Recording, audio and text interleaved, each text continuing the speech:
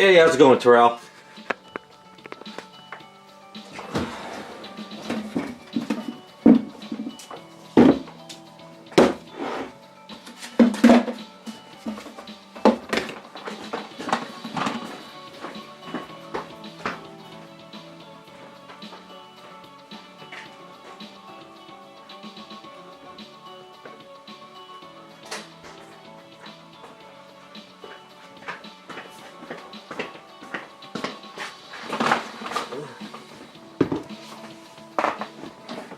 No, it's just raining. It might be snowing up north or something, I don't know, but here it's just rain. It's been like on and off today. I don't want to jinx myself, but we don't really get much snow down where I'm at. When it does snow, like the next day it's usually gone. So, just got that little bit of that chilly, wet, air rain going on.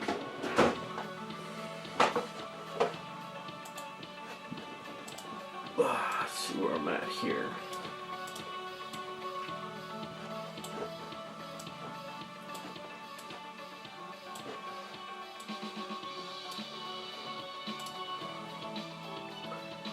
Alright. Had a little problem with OBS, had to fix it.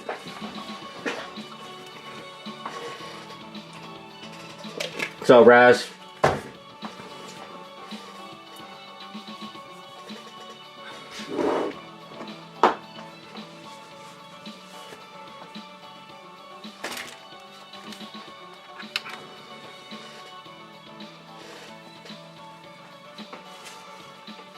It's okay.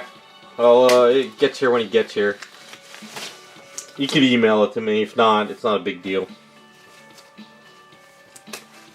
I'm pretty sure if I don't get anything by Tuesday, I won't get anything till probably Friday or Saturday. So, I don't know.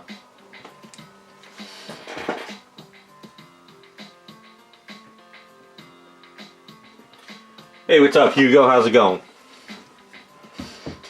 Argentina, damn. What's up, Henry? Yeah, I sort of had I got a bad batch of Aves. I'm going to show you guys why it's bad. But I called up Aves. We tried to troubleshoot, but it turns out that I got a bad mixture. And this was a bad mixture I got. I ordered these two kits back in September. This one was fine, but this one's got issues. So it's the first time ever I had issues with Aves. So I'm going to mix up some and show you what's going on. The girl was really nice. She told me to put it in the microwave, but that didn't solve the problem.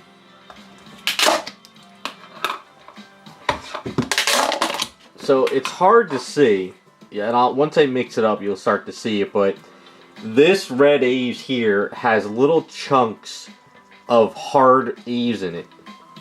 And when you mix it, it like pricks your fingers. It's weird. But you can crush them, but you have to like crush them between your nails. But she told me it's bad. So they're actually sending me out a new batch, which is amazing of them, so.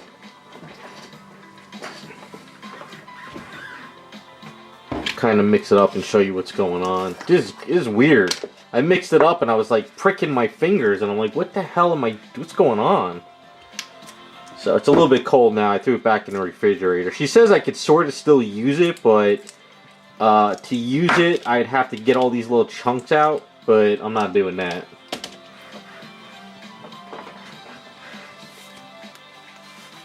What's up, Iceman? Yeah, I talked to the guy from Aves a few years ago, the owner, and he said they don't really do sponsorships because they got so much work. They don't really need to, he said. So, because I guess they mixed this stuff up for companies. What's up, Iceman? I'm going to show you guys that I got a bad mixture in. And this is the first time. I've been using Aves since 2008, I think.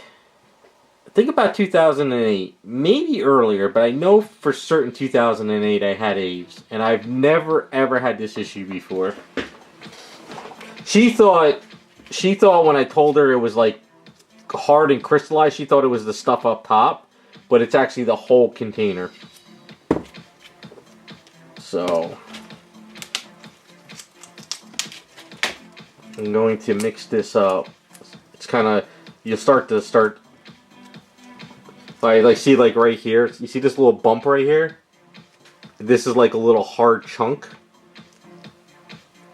and it like pricks you. So I don't know if this was mixed up with like maybe a bad container. See how like that fell out? And you can start to see like some of these little bumps.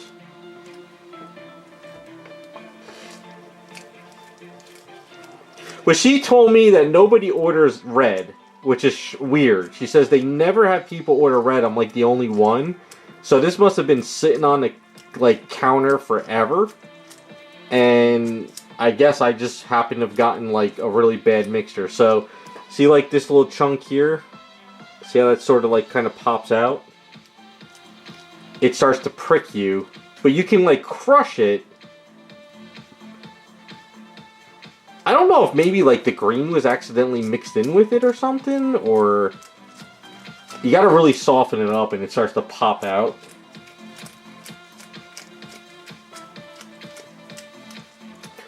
So see like how you start to see these little chunks there? Like these little chunks and these, this is bad, this is like bad stuff. This is like all starting to go bad. So she said this must have been like on the shelf for ages. Oh, so you're getting bad chunks like that? She says that's bad. But see, I have so many of these little chunks in here. When I was trying to sculpt the other day, and I was using my blade, like I would hit these chunks and it would push up and it would pull out and I couldn't sculpt with it. I had to take it all off. She says it's still good, but you have to, if you can remove these chunks, it's still fine. So you see this little chunk here? Now if I could sort of crush it with my nail. But it's still, it's like, it pricks my fingers with these things.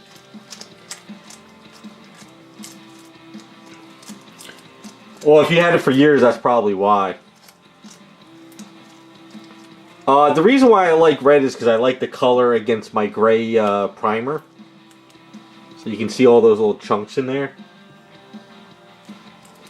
I just like the red. And then when I mix red with the Fix-It sculpt, it gives me a nice pink. But yeah, see, it's like you can see these little chunks that are in here. And that's a problem when I sculpt, especially with hair, because like say when I'm like sculpting with hair and like I'm kind of cutting into it, it starts to hit these areas and like pushes away. And then when I try to use like a brush to go in, it just causes more problems.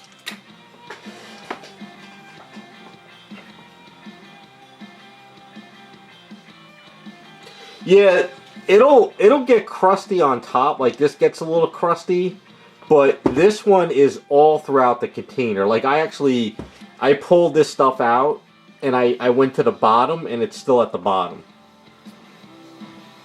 Hey, what's up, Scott? Yeah, so I like, it kind of sucks because I've never had this before. But yeah, we went through on the phone. I kind of explained to her what was going on. We tried. She told me that if you put this I guess this is part A. I think. Yeah, this is part A. She says if you put this in the microwave for 10 seconds, it gets rid of that crystallized chunk stuff. But I think she thought I was talking about the top of it. But when I told her, it's like when you go to the bottom of the red and you pick out the red, it's got these chunks in there.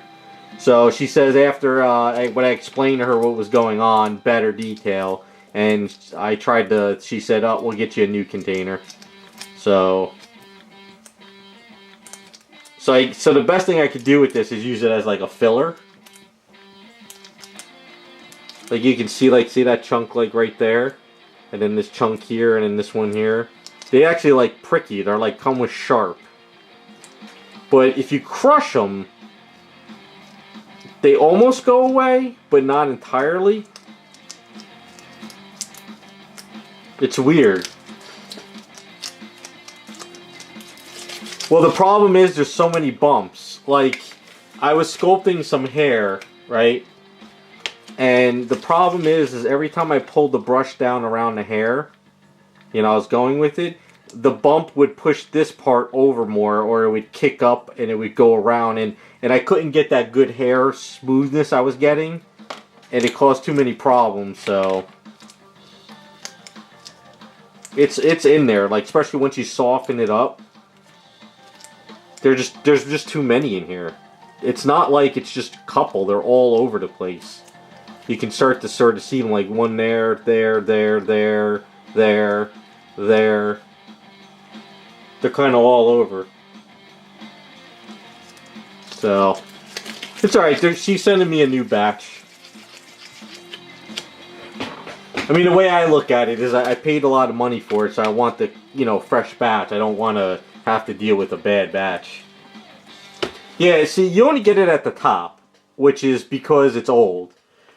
This must have been mixed, or something must have been thrown in the container, and it's all mixed into this red. It's all in there. It's everywhere in this container.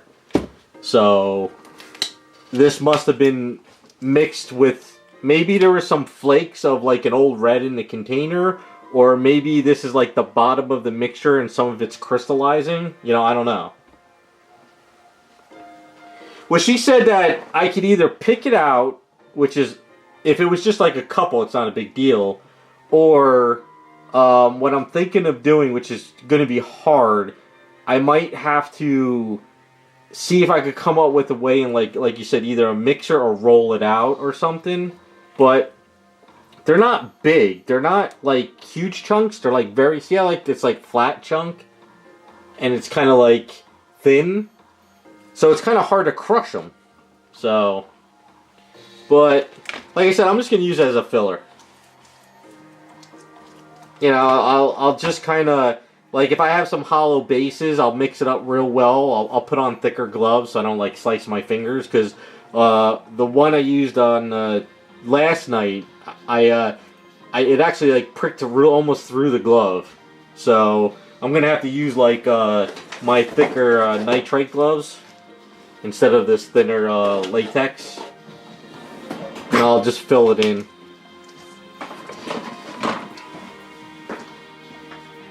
Because what I did is the stuff I mixed yesterday I threw in here, so I'll just put this in here too for this this item I'm doing.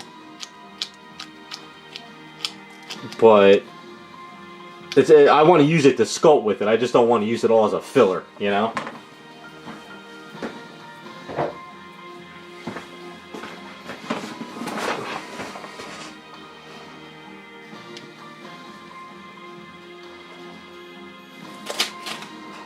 So that's just a little bit something I kind of dealt with this week. But yeah, so I'll probably use this to fill in some hollow items. I only have enough for, I only have a little bit of this and a little bit of this for tonight with my fix-it. So I can at least do something. But I'm going to have to wait. It's kind of weird timing with the holidays. Well, I usually like everything ever. Hey, you're Wong. The base models I get are either like these Jessica Rabbits. These are ES Monster 3D printed items that I we're converting. Usually it's either Sideshow premium format stuff or 3D printed stuff.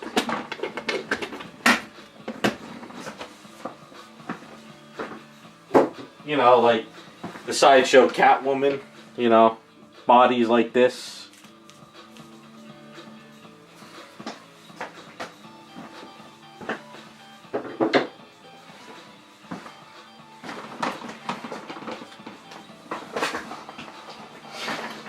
But yeah, so that's kind of the little adventure this past 2 days.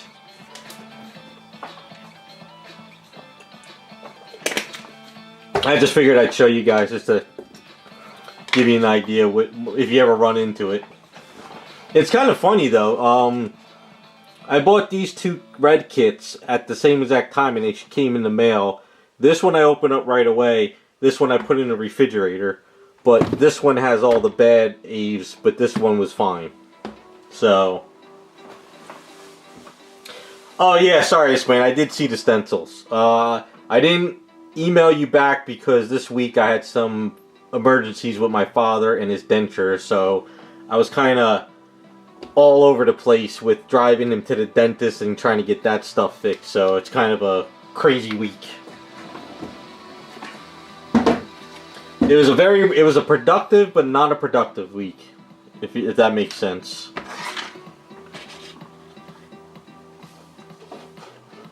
Hey Raccoon, how's it going?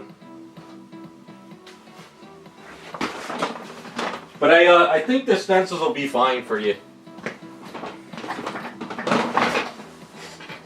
I don't think you're gonna match the stencil perfect, but it should work. But like I said, I would use baby powder. Try to find non-scented baby powder, and try not to get the stuff only because it's like the perfume stuff just is too strong. I would throw baby powder on the item and then do it. Only because if you use the solvent or any of the or liquids, it'll get stuck in all that, you know. One thing I learned about baby powder though is if it gets too old, with me, it gets like stale and then I get sinus infections from it. So I try to buy a new bottle of baby powder like every couple months, just because I don't like it going bad. Because I leave mine in the garage, that's why.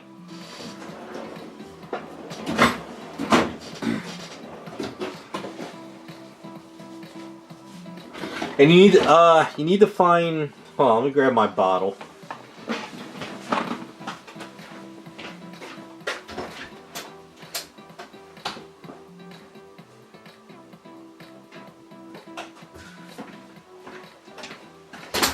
No, the plastic will just stick into the Aves, and then when you pull off the like if you're talking about Saran wrap, it'll just stick to it.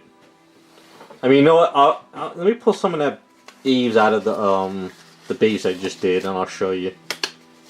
It's easier if I can show you than to try to mess with it.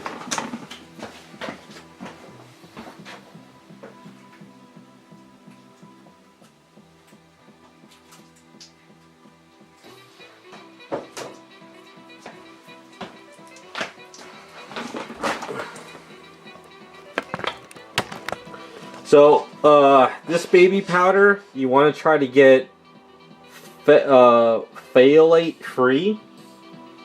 Only because I think if you get like really crazy baby powder that has like all extra shit in it, I think it's sort of I don't know. It just seems like this is just basic baby powder with cornstarch, phthalate free. And I don't have a problem with this. Let me see if I have something with a texture I can roll. Oh, I know what I got. Let me grab it.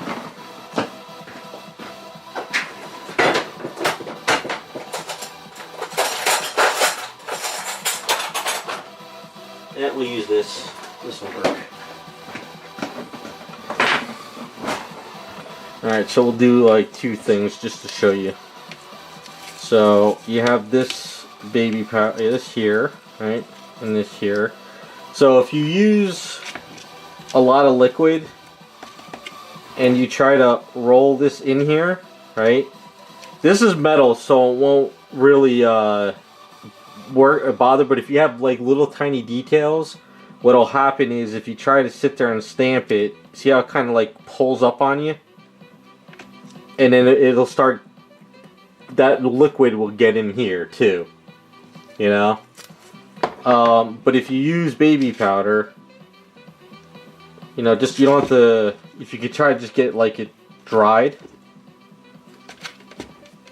and then you kind of go. It doesn't. See how it just kind of. It doesn't do anything really. It just goes and you get a nice little texture, where this one, it wants to like grab. See, like the red sort of grabs into it.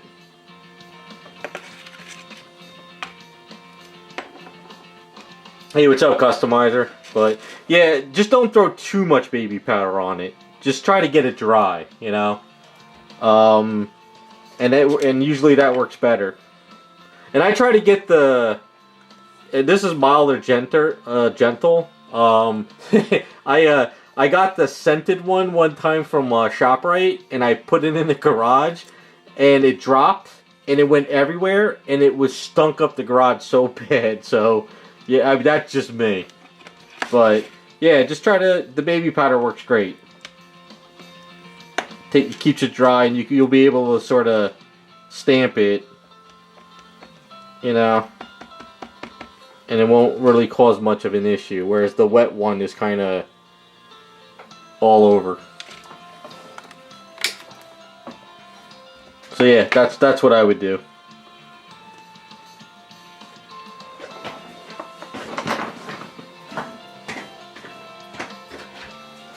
Oh, and I guess the other thing too, the other thing, which probably, let's see if I have an example.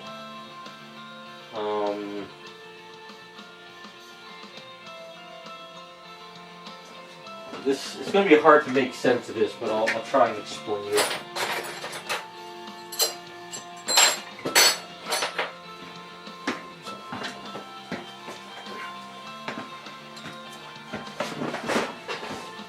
Alright, so another thing too is, say you put your Aves in the area that you're filling in, right?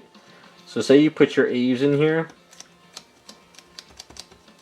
The problem with the stamping though is if the Aves is too high and you stamp it, right? If you stamp it and it's too high, you get kind of like a curve, and it'll stick out a little bit. But if you don't have the Aves up enough, it's sunk underneath, and then if you try to stamp in there, it looks like it's going downward. So it's going to be kind of hard for you to get a nice, perfect flat surface with the Aves. That's the only problem. It's kind of hard to explain.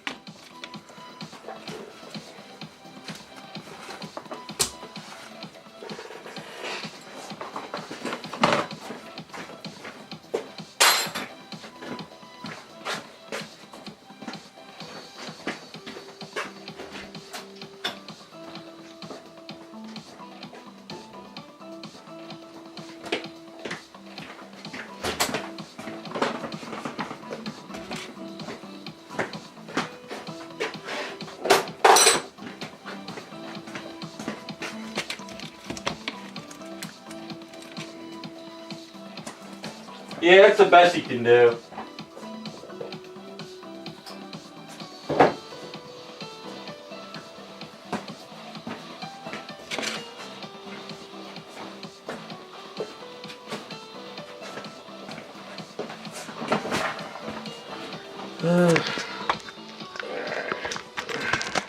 Alright, so other than that, I did have a chance to sand these down a bit in prime.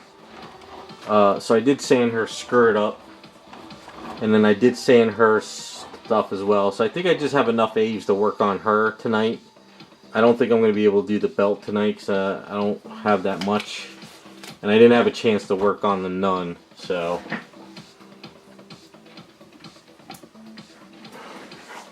just was one of those weeks. And now that the holiday week is here, not much is going to get done again. So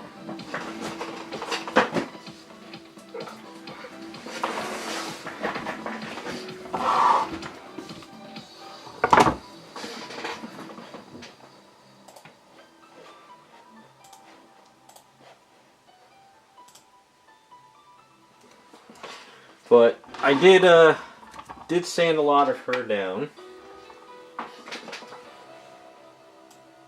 So kind of in screen here.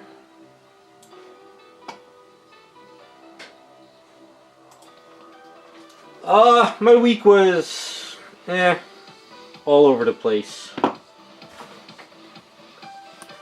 parents' emergency, but I got some work done, but I didn't get work done. And then the Aves happened, so it kind of... I'm going to try to stream next Friday. It isn't like New Year's Day or anything, right?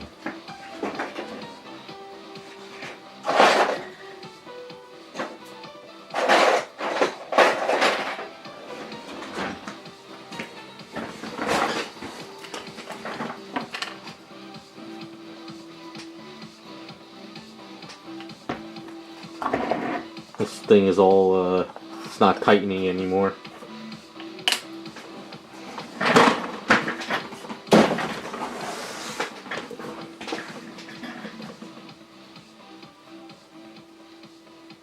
Yeah, that'll work, Iceman. Or like I said, you could try to get somebody else to help you out, print a larger item. Oh, no, he's fine, Raccoon. What happened was, he called me up, I think it was Wednesday night, and he said the tooth in his dentures fell out. So he couldn't eat because there's a hole there. So the next day, I called up a dentist. I had to get him over to a dentist. We had to look at it. They couldn't repair it in there, so I have to... Sunday night, I have to go get them at his assisted living place. Monday morning, I got to get up at 6 o'clock. I got to try to get over to the dentist around 7:30. Drop off the dentures. They're going to send it out that day to get repaired, and they're going to get it back by 4 o'clock. So I have to go get him at 4, bring him in there to make sure they fit correctly, and then that's that. So just something stupid, but we got to get it done.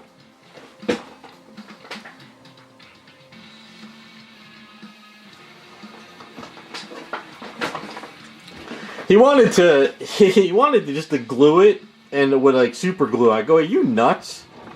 I said, let's get you to the dentist and get it fixed. I'm like, he's so old school that he's like, "Yeah, we'll just super glue it." I'm like, oh, Jesus Christ.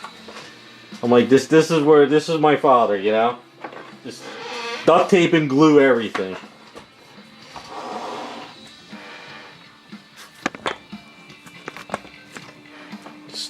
Just throw some glue on something and that fixes it all.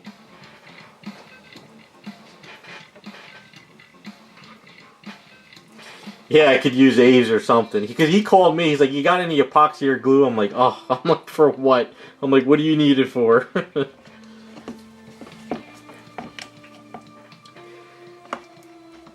Well, he has dentures, so it's just a matter of he just can't chew it on that one side because it's like the tooth popped out, so there's a hole there.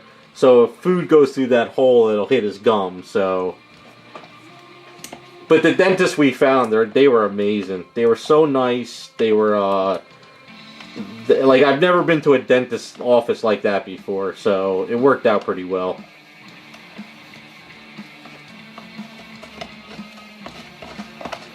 Yeah, I'm gonna try to stream next week. I don't think I'm gonna get much work done though next week. So I'll have to do see what I could sand down because so Sunday night I got to do that. Monday I got to do that. Then Tuesday is Christmas Eve, right? So I'm taking my parents to my cousins, and then Christmas Day I don't want to do a damn thing. And then I should be able to at least do something on that Friday morning, at least sand some of this stuff down or something. I don't know.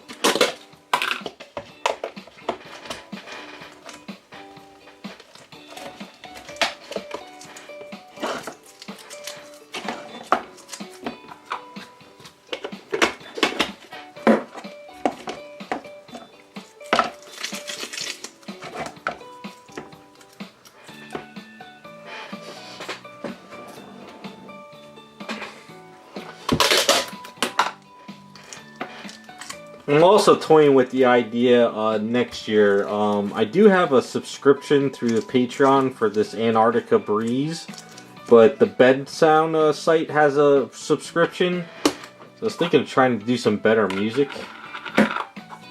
Only because I'm getting sick of the same stuff over and over.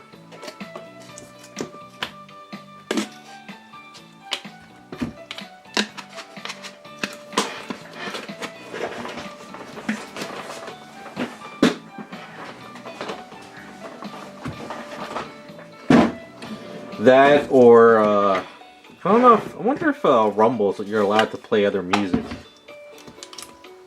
I gotta figure something out.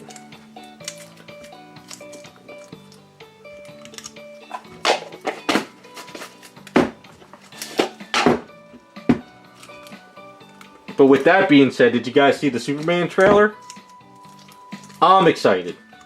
I can tell there's a lot of love for it and there's a lot of hate for it. I'm excited because it feels more like a Superman comic book movie than something that's like a Batman dark and dreary. I don't know. I'm excited. I liked Crypto. I thought that was pretty cool. I don't know. I feel I'm excited for it. Because I believe AT&T screwed up the DC universe. They had no plan whatsoever. They didn't plan anything out for years. They were just doing random movies.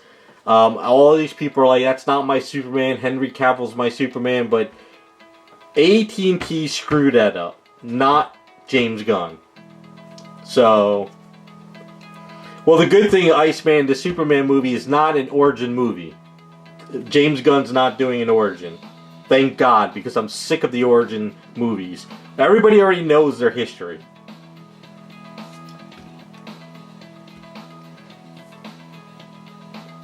Well, see, I'm hoping that it's Superman that fights, but he's not all powerful. Yes, he's strong, and he has to overcome the fight like old heroes used to have to do, where always the villains were always stronger than the hero, but the hero always pushed and found a way to be the hero. That's the old Superman in comic books I like. So,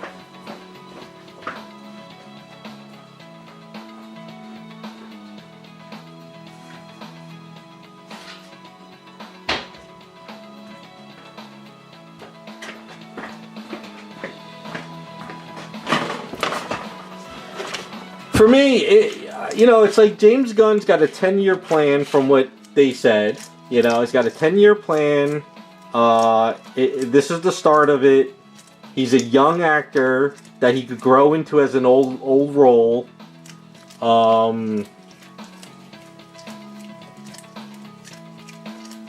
Yeah, AT&T ruined Henry Cavill as Superman.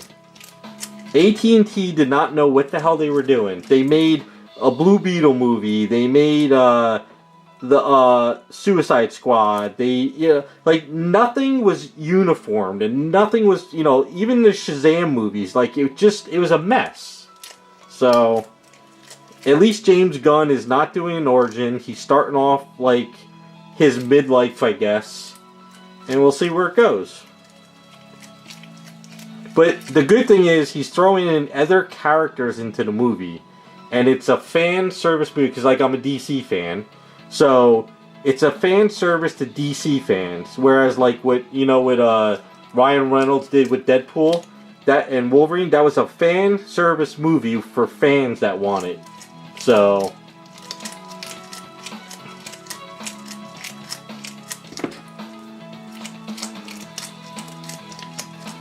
yeah, the Blue Beetle was a mess. The Shazam movie was good, but it was a mess. Wonder Woman, the first one was great. The second movie was actual pile of crap. Yeah, the problem with Cavill is he's getting too old to do a 10-year Superman now. You know what I'm saying? AT&T got him at a great age, and they could have ran 10 years with Superman in DC and all those movies, but AT&T was just like, oh yeah, let's just do this movie. Oh, let's put millions of dollars into a Batgirl movie that we're never gonna make. It's like AT&T had their heads up their ass. They had an amazing IP. They could have done a 10-year plan like Marvel did. Because look when Marvel came out with Iron Man. It was like, Iron Man, it's okay. But it grew as it went, because the Russo brothers knew what they were doing.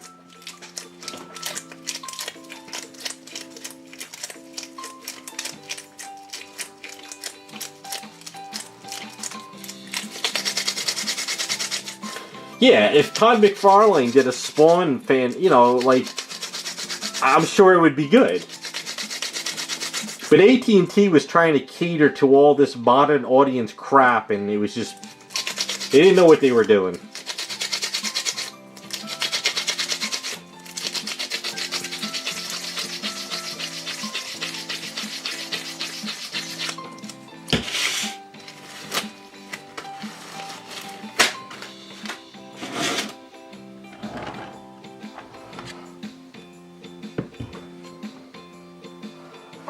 I don't know, but like I said, I'm excited. I think it's going to be pretty cool. I think it's going to be fun. It's going to be different, but I'm okay with that. Let's face it, by the time the last, 2 or 3 movies from DC with AT&T, they had no clue what they were doing. I don't know, did you guys see Wonder Woman 2? It was horseshit. It was a pile of crap. The first Wonder Woman movie was great. I had a great time watching that. But the second one was like they must have been smoking crack when they made that movie. I mean, when she saved the girl from the tanker on the road, she was rolling on the ground with a doll. It was so bad.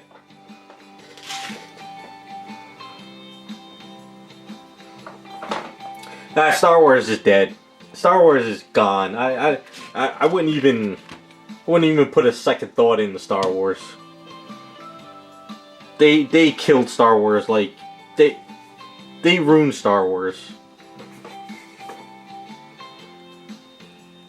I mean,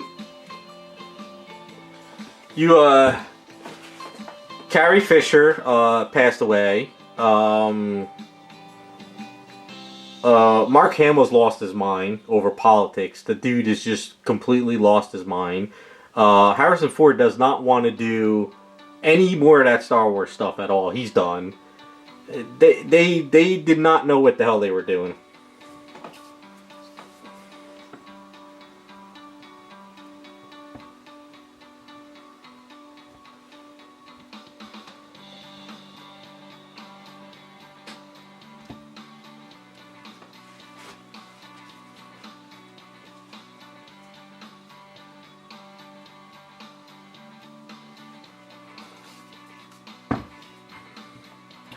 Yeah, I don't know. I just think they don't know what they're doing anymore, or they don't care. But yeah, as far as Star Wars goes, that's dead. And as far as Marvel goes, I just saw an article today that the guy who played Captain America and the girl who played Peggy, Captain America's girlfriend, they're coming back. So it's like Disney's like, oh, we're not going to make any money unless we bring all those actors back, or we're going to put them in different roles in Secret War, and that's going to make us money. It's like, now they're just grasping for straws now, you know?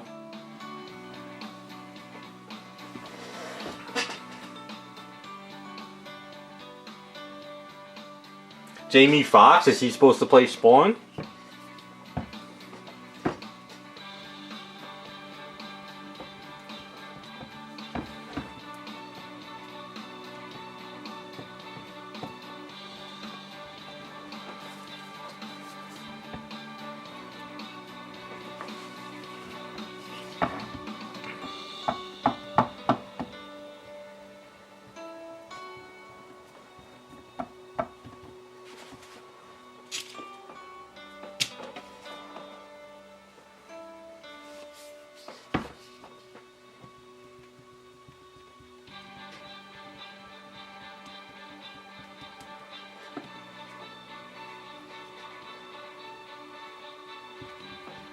I mean, you've heard what's going on with the Blade movie, right? They don't know what the hell that's got like axed. They didn't even have a script for it. They were just filming random scenes.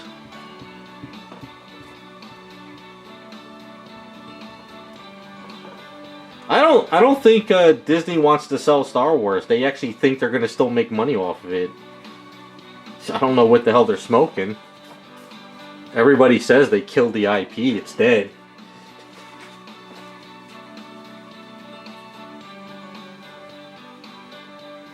Well, that new Captain America with the Falcon, I heard that the latest screening of it, people were like laughing in the theater, so they're going back to re-edit and reshoot again.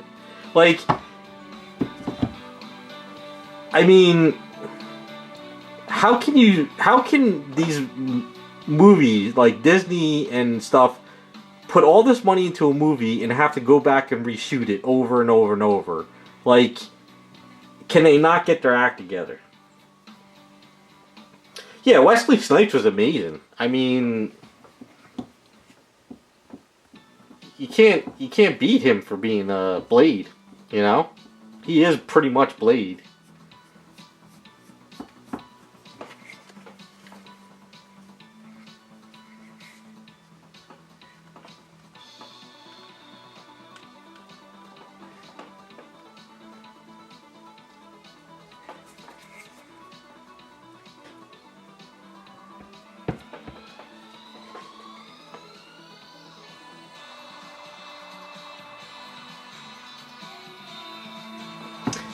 Yeah, they don't care. They don't give a crap.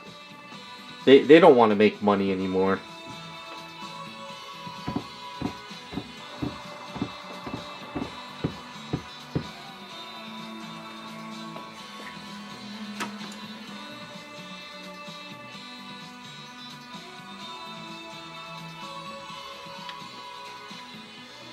Yeah, he lost weight for Deadpool, but that's because they put money in front of him. So he's like, "Yeah, screw it. I'll work out."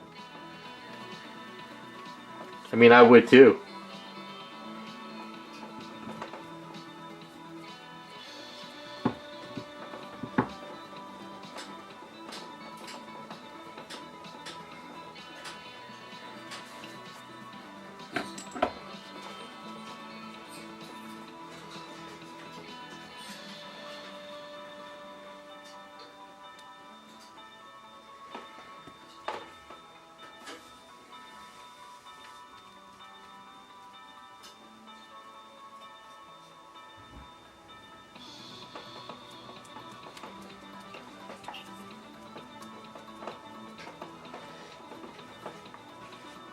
Hey, Fentel. Yeah, yep. This is gotta make them Jessica Rabbit chest look great. Yeah, if Disney went under, I wouldn't care either. They've destroyed the whole IP.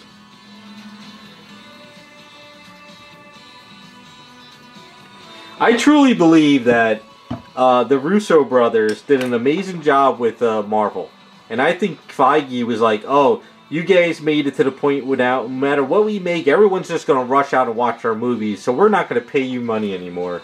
And I think they pushed out the Russo brothers because of that, and it backfired on them. That's my theory, because they basically made Marvel. Without them, Feige is nothing. He doesn't know what he's doing.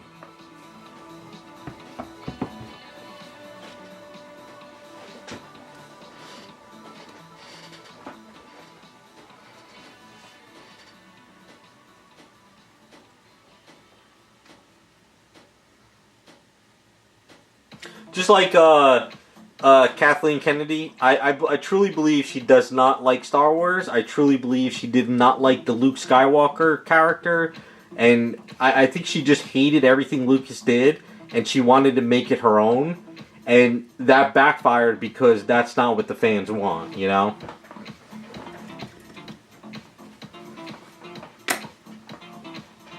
I think Disney got so big that they thought that people... Like, if you think about the 80s, 90s, and early 2000s, everybody would run out to the movies and see a new movie every weekend.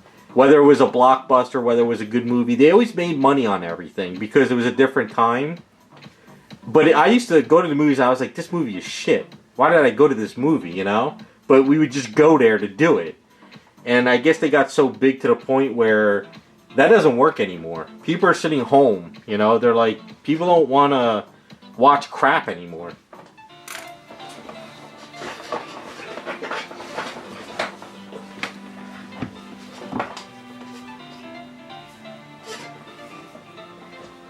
Yeah, we got the older stuff. We got the stuff from the 80s, the 90s. I mean, we're good. Hey, what's up, Jacob? shooting the shit, basically.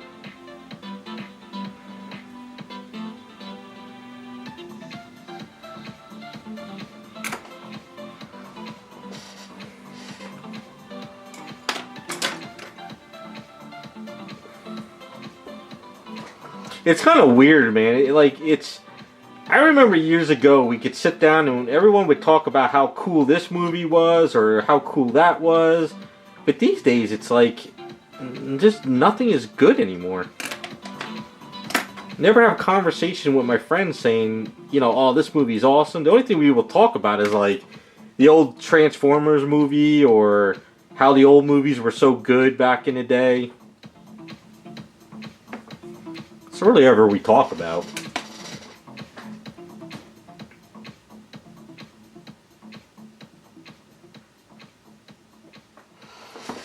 Oh, they're still doing that, Jacob? Yeah, it's sadly there's been a lot of problems.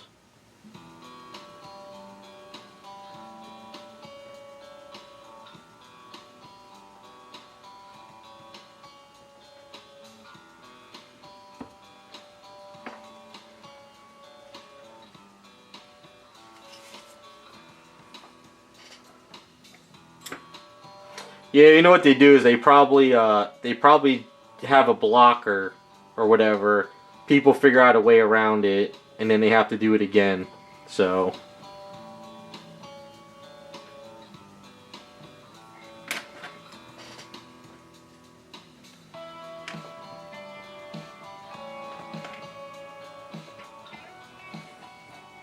yeah, Raz. There's just nothing out there. Can't even remember the last good. Well, maybe the last decent movie was like Ghostbusters. I think it was Afterlife was good. The second one that came out was but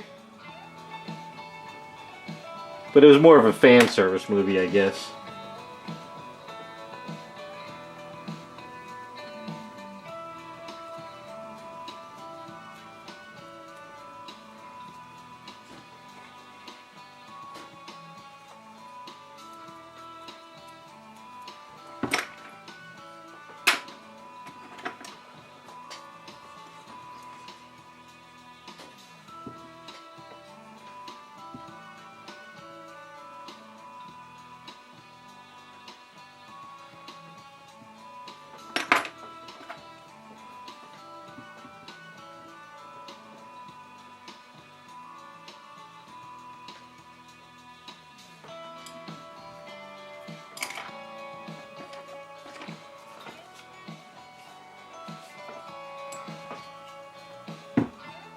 Yeah, I don't know of anything that was like I saw that I could go back and rewatch over and over. Other than I guess Deadpool and Wolverine, but that was too recent.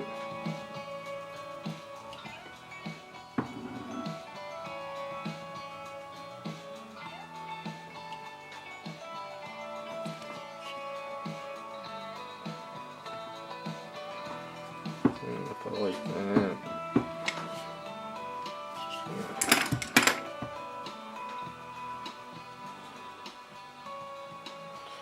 Well, yeah, I do watch old stuff all the time. I had a Beverly Hills Cop kick last weekend. So like Sunday while I was doing housework and stuff, I had those playing on the background.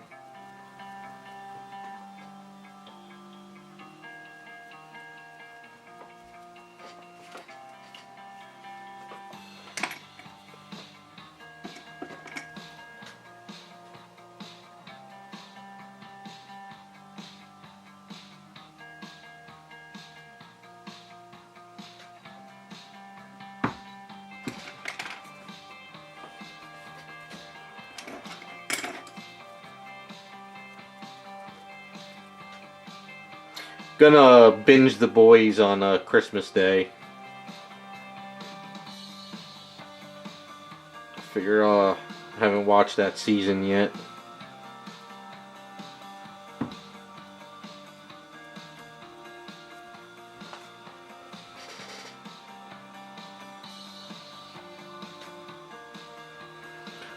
Star Chaser. I think I saw that back in the day. I think. If it's the one I'm thinking of.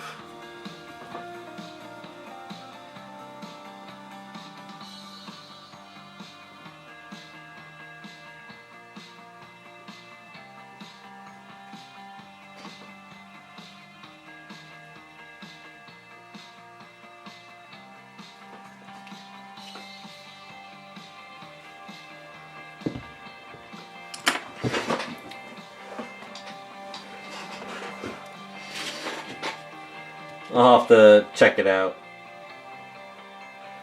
Yeah, I want to finish The Boys. I just haven't had that time to sit down and binge it. Been trying to catch up on projects so much. By the time it's like 8 o'clock at night, 9, I'm just like, ah, I'm like, I don't feel like watching anything.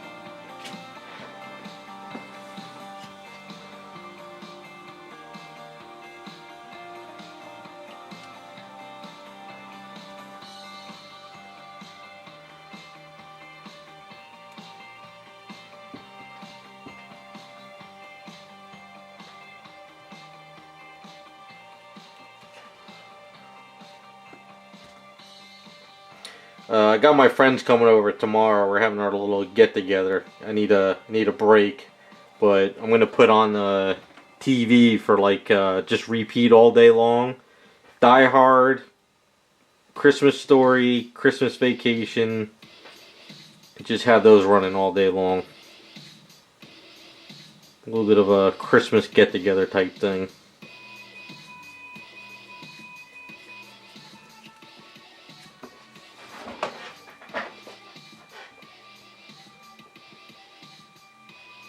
It's kind of funny you said that, Raz. I got a friend who's been sort of watching a lot of that old stuff too. I gave him a list of some things to watch.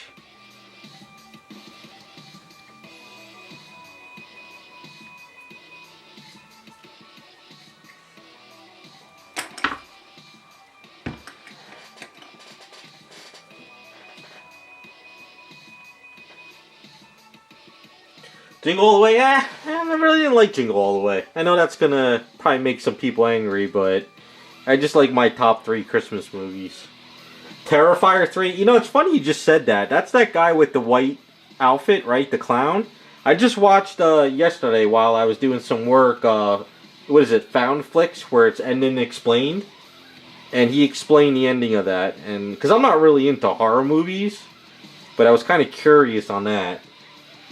That is Terrifier, right? The guy with the clown that's in the white outfit with the black makeup.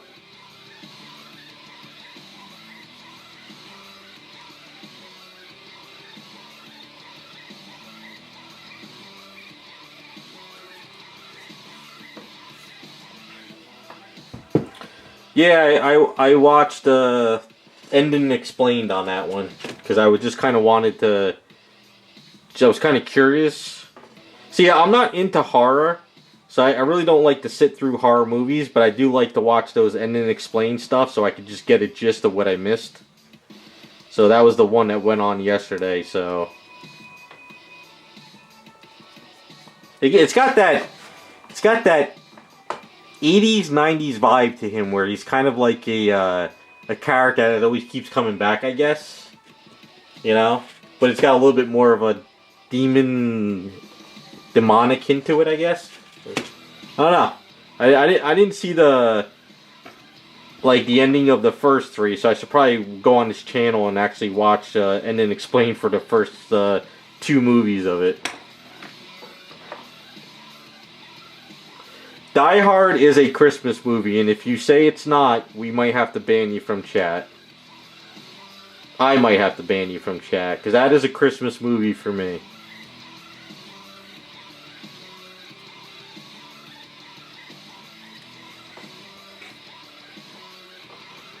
That's it. We're gonna ban Iceman. Everyone say your goodbyes. Yeah, I could tell he's I could tell he's a 80s kid then because it's got that 80s feel to it.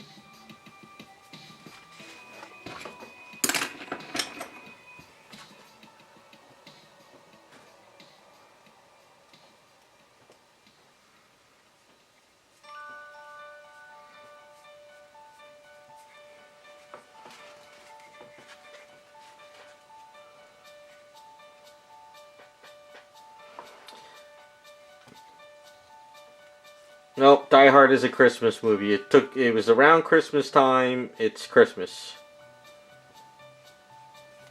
I don't care.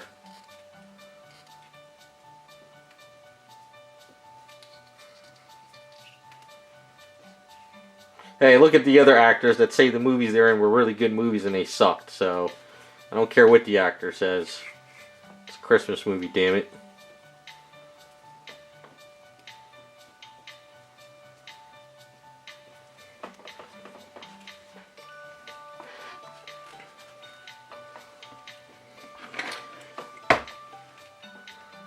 Yeah, it is. The Nakamura building, they were having a Christmas party.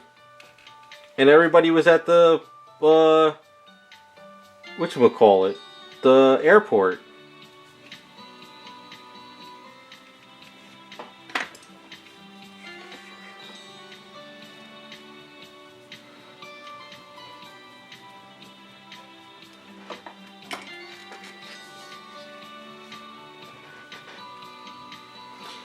Alright, Iceman, then why was the Christmas trees there?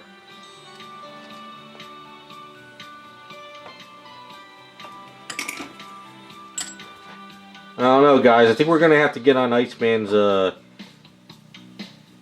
Twitter page and get him canceled. Get everybody after him because he's not playing ball. Come on, man. It's almost 2025. Don't you know? When someone tells you it is, you have to listen to what they say.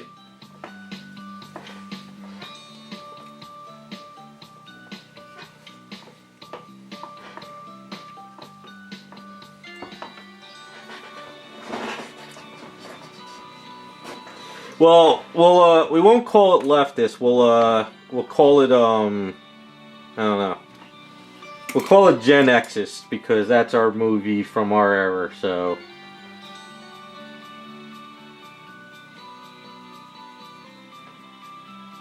Iceman is anti-Die Hard. That's all you gotta say, and everyone will go after him. Yeah, Jingle All the Way is a Christmas movie, but I'm just not sort of a fan.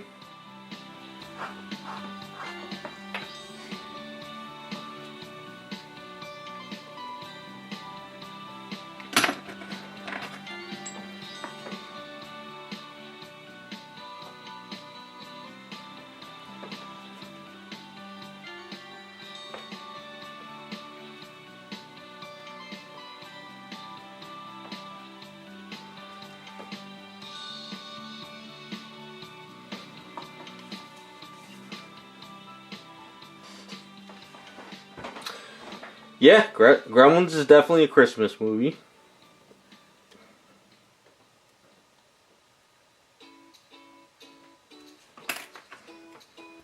If I had that on MP3 or yeah, if I had an MP4 of it, I would play that. I don't have that one actually. I probably should get that from my friend.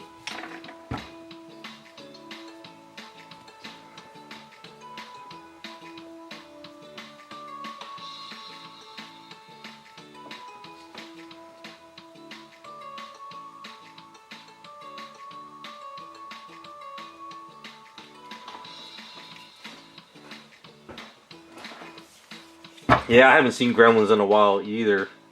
We probably shouldn't talk about Gremlins on YouTube because the movie, there's probably an algorithm to seeing what people are talking about, and they'll kind of remake Gremlins, and it'll probably be trash.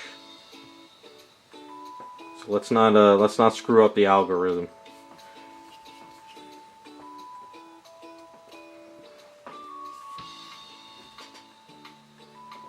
all some studio head at Disney. Oh my God, they're talking about Gremlins. We got to make a new one for the modern audience.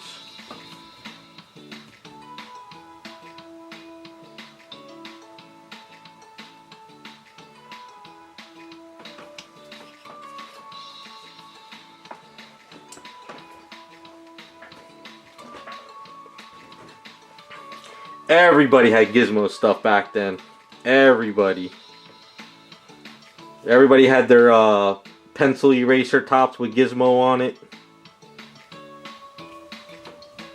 I don't know anybody who didn't have a pencil eraser top without a Gizmo on there.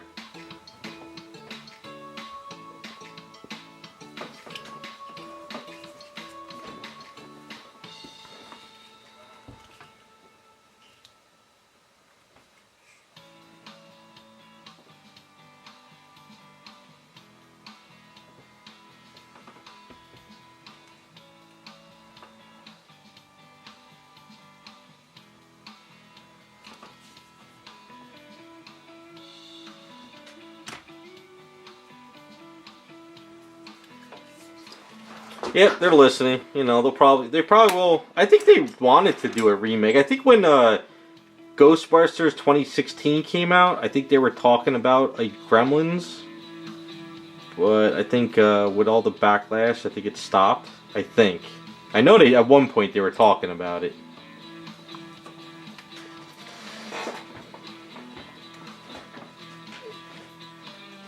Well, I love the meme where Doc says to Marty, we need to go back to the 80s and stay there.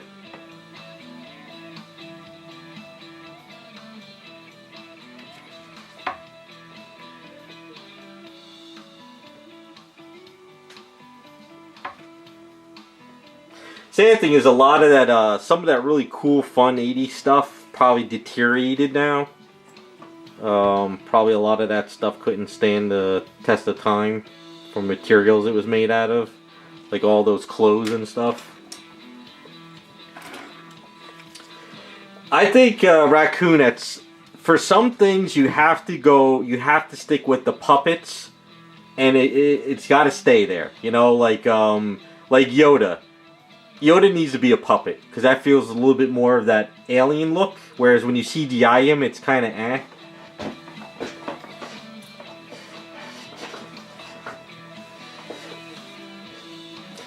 Batman Returns, isn't that the one with the nipples?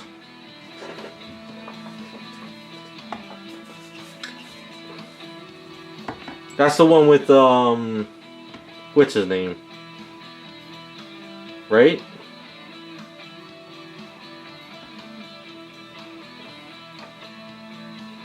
What's his name? George something?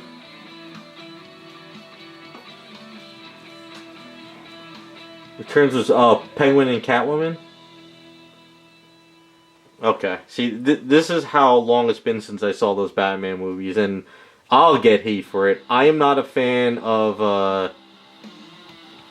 the guy who did the Batman movies. What's his name? He's also did that Halloween Nightmare stuff. I don't like his movies. Too much colors and stuff in there.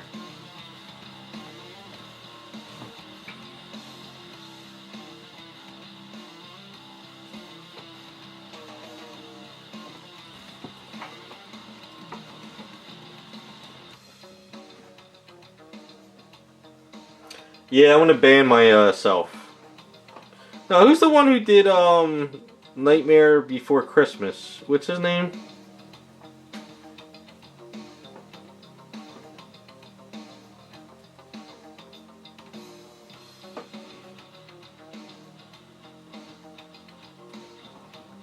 The director or whatever. I don't like his type of movies.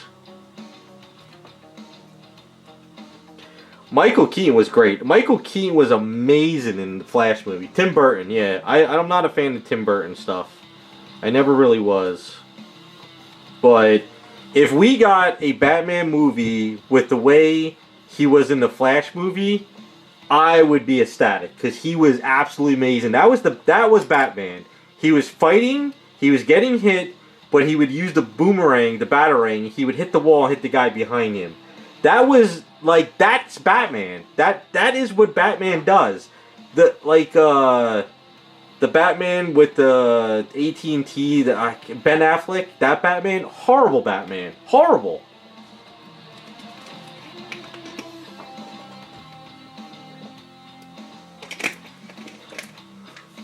I mean, Michael Keaton in the Flash movie was the Batman of all Batmans. I'm sorry, that was the best Batman fight scenes I've ever seen, ever. Even when he was fighting the Kryptonians, he was a badass.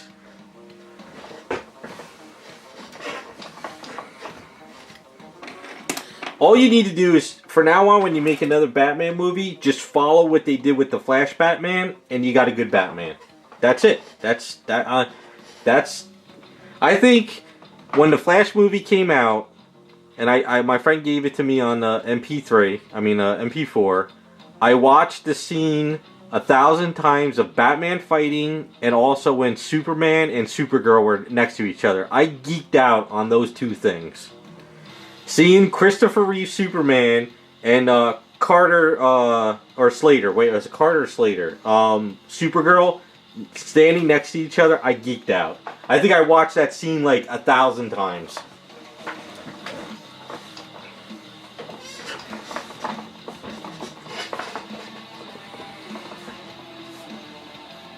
And it's kind of sad that they never had a chance to put Reeves and Supergirl together in a movie. I think that's why I liked it so much.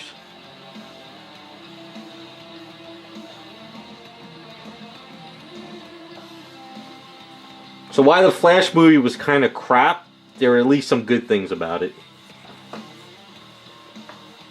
And I'm a huge Flash fan, and they completely destroyed that character.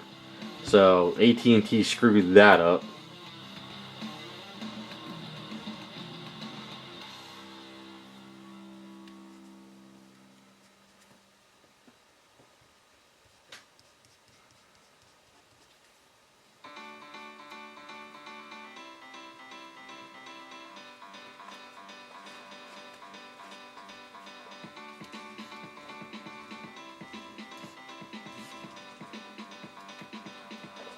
Yeah, that's the problem. I think anybody could have been a better Flash than who they had. That guy is just a wacko. I guess the other part too is like these days I used to be able to separate the actor from the role, but these actors are so crazy it's hard to separate them now. You just see this crazy stuff they do on Twitter and it's like, oh, I can't stand seeing you anymore.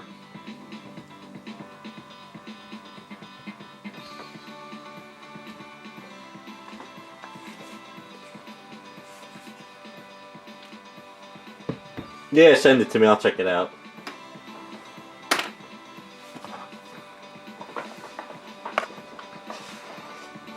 It's kind of funny. If the higher ups of all these companies would actually listen to fans and not these loudmouth wackos on Twitter, they would actually make some amazing movies. Yeah, Henry, I agree with you on that.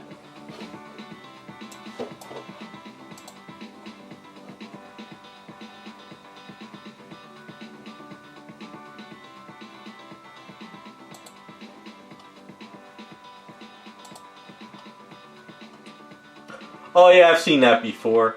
Yeah, isn't that? I think Alex Ross did one of those.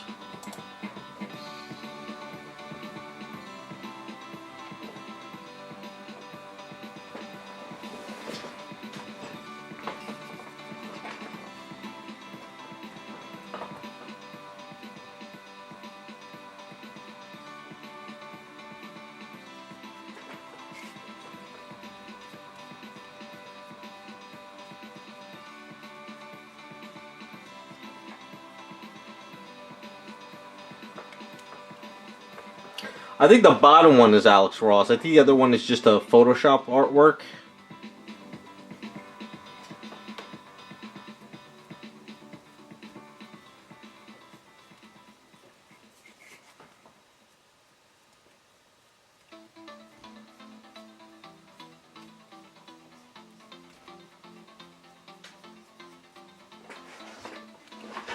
I think I'll have enough to put at least the belt around the cop. I'm gonna roll some of this out real quick.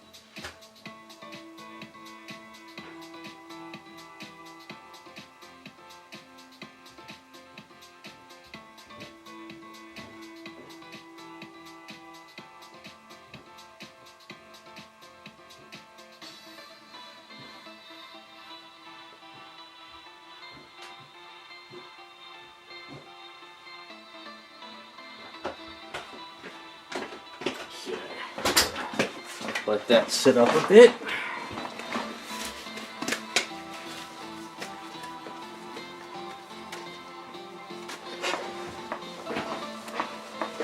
Yeah, but that Guy Gardner, that's exactly like his hair in the comic, though. See, that's the problem I feel with people. James Gunn is making the character look like from the comic, and people are raging over it because they don't know the character. See, the fans know the character because I got a friend who absolutely loves Guy Gardner. It's one of his favorite characters, and he loves the way he looks. You know. But you got all these other people who are like, oh my god, the guy looks horrible, but they don't know the character. You know, Guy Gardner is basically an asshole. But that's who his character is. You know, he looks weird, he's an asshole. Batman punched him out, which was one of the greatest stories ever.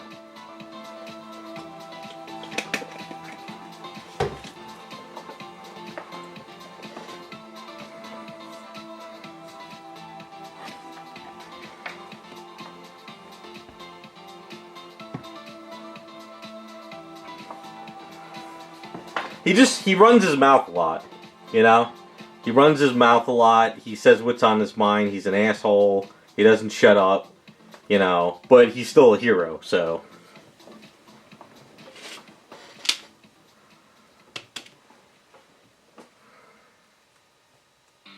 Yeah, it's kind of funny too, a lot of people online are really, really raging over how Henry Cavill's not Superman.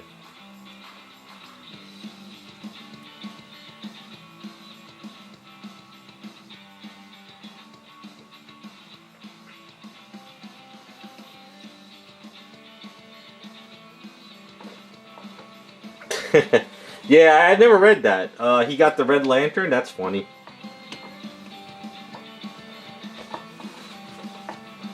If you never read this story, I think it was Justice League, not Europe.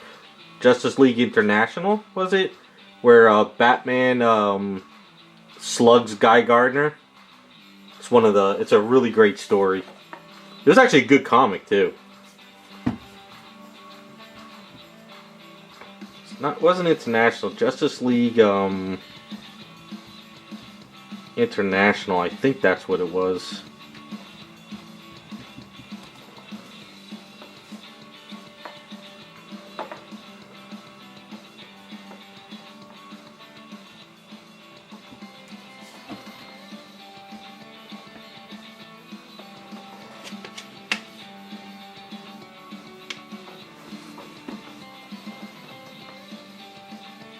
Well, didn't the new animation come out? The guys I'm friends with said that the new Monster one came out. It's under the James Gunn new lineup, and they said it's really good. So,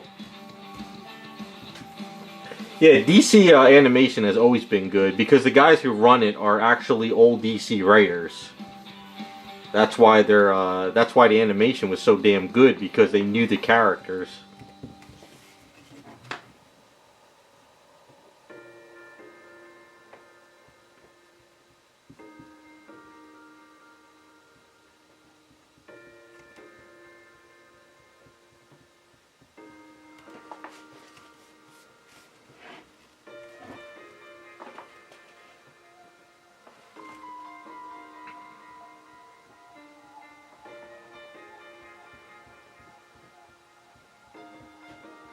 Well, they did the DC Crisis because I think what they wanted to do was reboot the animated stuff. Plus, it was kind of good that they took it from like the Flash movie where they had the old animated DC Earths that were self-contained, which was the ones we grew up on. But they know they can never really bring those back because a lot of those voice actors are probably gone or too old, and the animation they can't really copy as much anymore. So they kind of gave a little salute to those because it's kind of letting you know those are long gone. And what was the AT&T DC animated stuff? It was called something, I forgot, and it wasn't very well liked. I guess it was like the animation.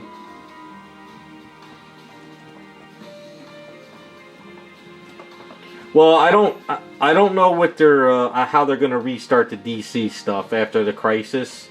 I know there's a plan to redo it somehow. The New 52 was in the comics, but they're not doing that for the animated stuff because the New 52 kind of failed in the comics. That was under AT&T once again. They didn't know what the hell they were doing.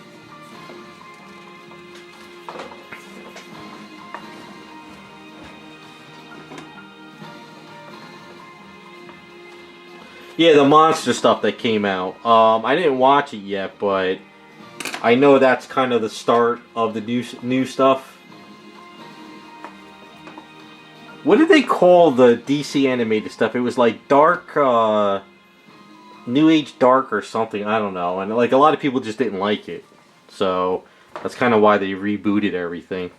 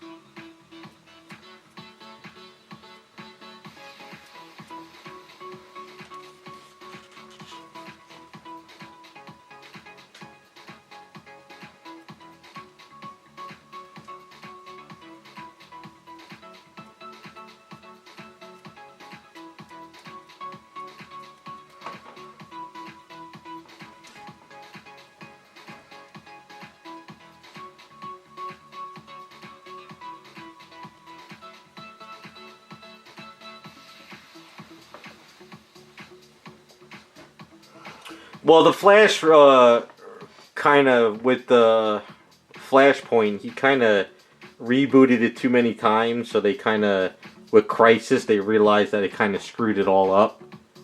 So basically, it's just kind of redone.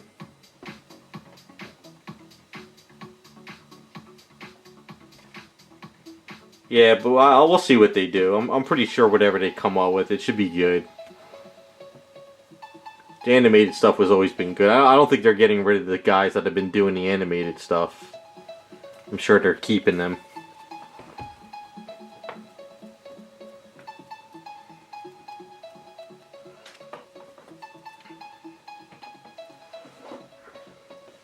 Yeah, see, the problem with doing a Crisis animated movie, there's so... Crisis, storylines have so much information that if you don't know the characters or the history, it's very hard to keep up with it. So they just tried to limit it to the animated stuff. But it definitely wasn't like it was in the comics. It was very toned down, I guess you could say.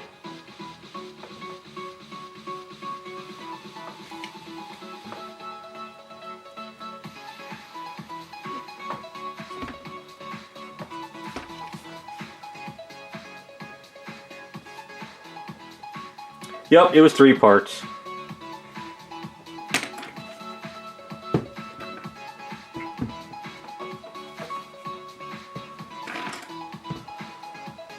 It wasn't really, it wasn't fine-tuned the way I wanted it to. It's just, Crisis movie if you really wanted to do it right, it probably would have been like a 10-part movie. You know, like almost a season, you know? Can't really just do it in 3 movies.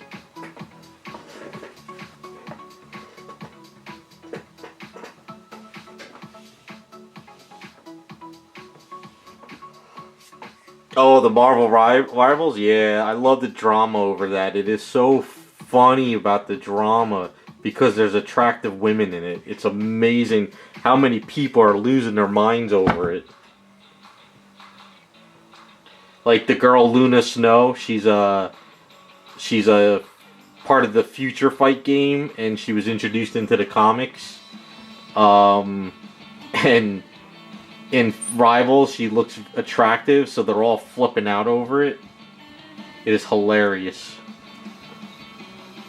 Well, not they all are. Just some game media journalists are flipping out over it.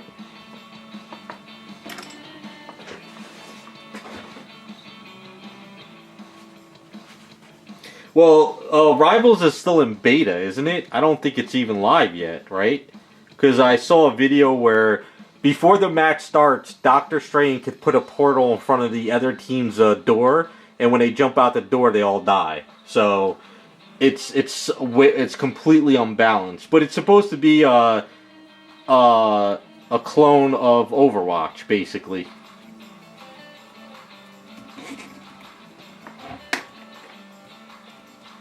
Yeah, so there's a lot of unbalancing that they have to figure out because Doctor Strange is like way overpowered right now with his portal.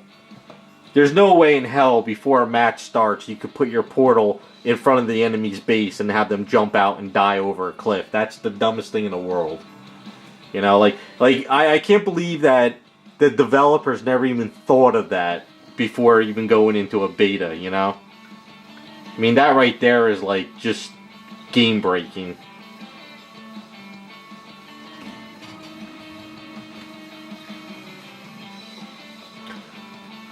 Well, yeah, they got to make money some way, so they got to give you the skins that you really want and put a paywall there.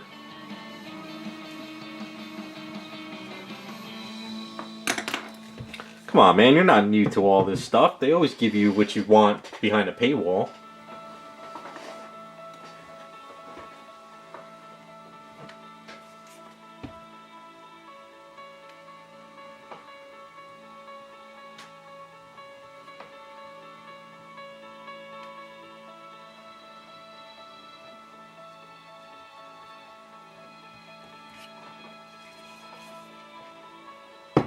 I mean, every game now is pretty much free behind, you know, the paywalls behind what you want.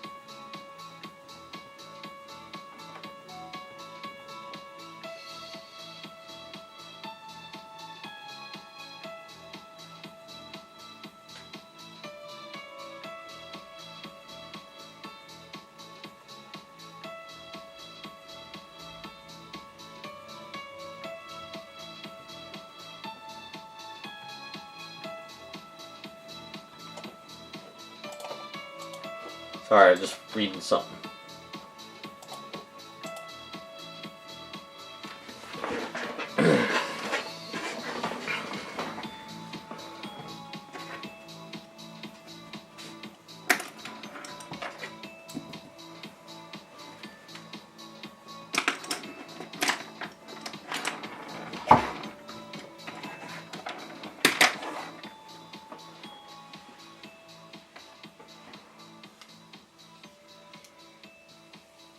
Well, like any game that they make, there's always characters you want to play, but they're never that good. Like even those iPad games I was playing, like Marvel, what was it? Marvel Future Fight. They have tons and tons of characters, but there was only a select few that were good, and everybody would play them. But all the characters you want to play were crap. So that's the only problem I hate about some of these games is like there's always characters you want to play, but they're crap, and you can never advance or win unless you play the top tier characters. So, hey, John Doe, it is called Aves Epoxy Sculpt. This stuff here, and you mix A and B together in equal amounts, and you sculpt with it.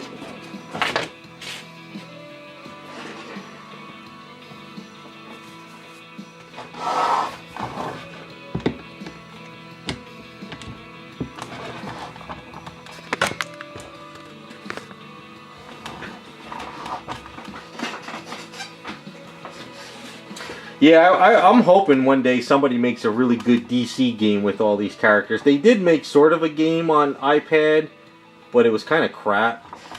So,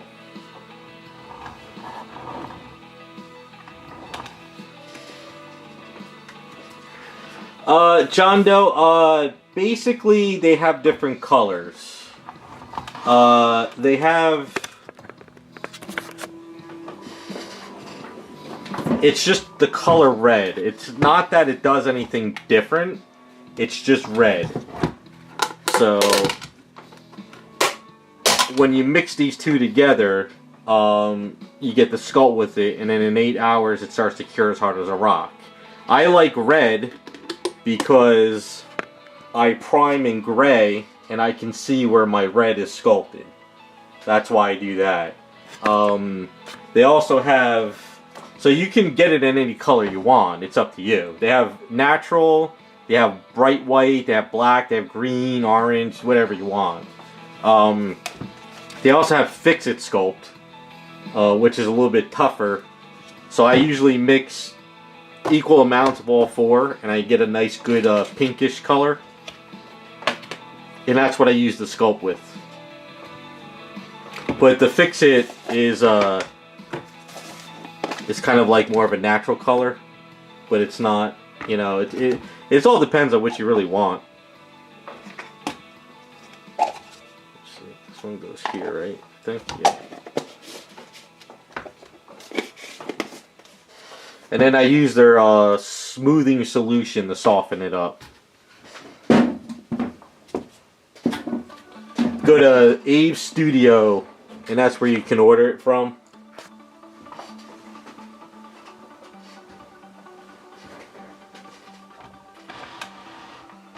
I use this putty for my scratches. Basic gray.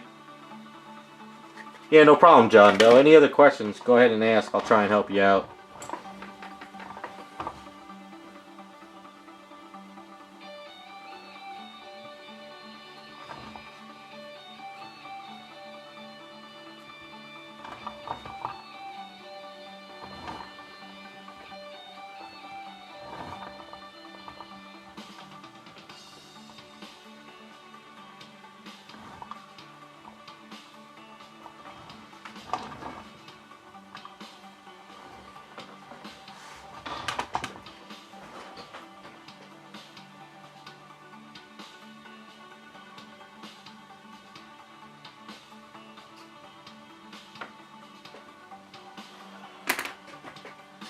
There's a discount code for on Aves Studio website.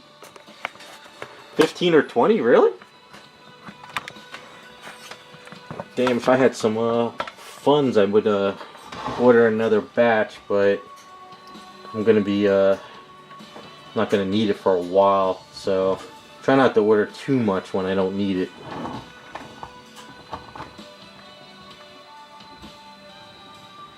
I know they usually have the 10% off.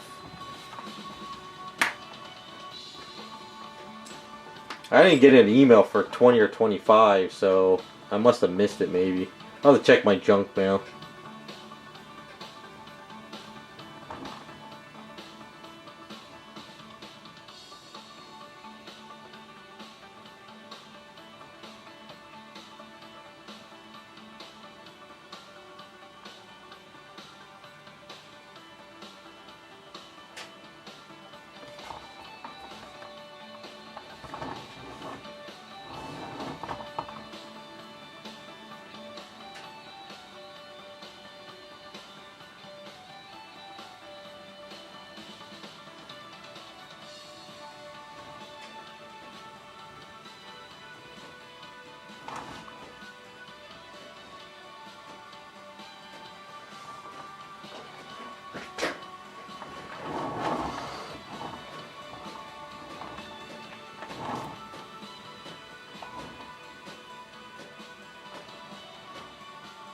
Alright, so I don't think I'm going to throw any like wrinkles around here.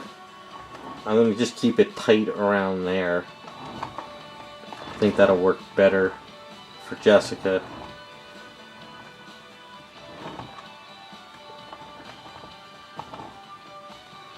But I do want to throw some here. See how this will work. This might get too hard to do this, but we'll see. I do have to put her cuff on this wrist though. That'll be last.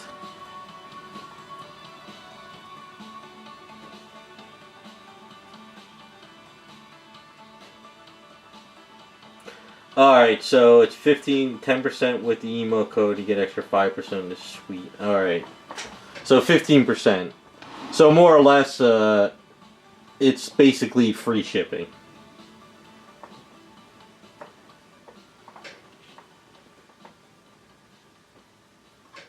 That's usually when I order. Whenever it's basically I get that 10% coupon. That usually gives me that free shipping option. Basically, you know, it kind of sucks that they charge you for shipping, but it is what it is.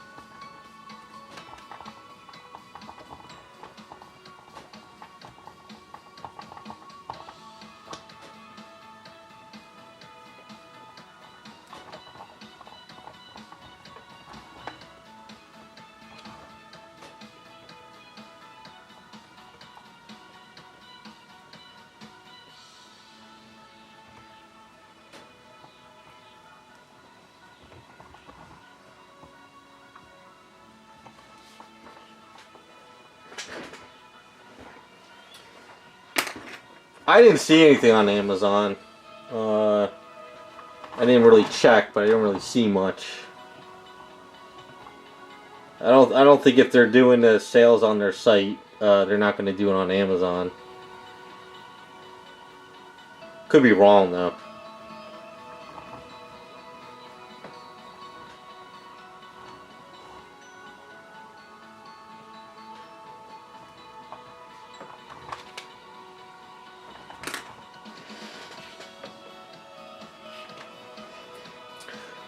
So John Doe, they have a stuff called what I'm using. It's called finishing solution now. It used to be called safety solvent.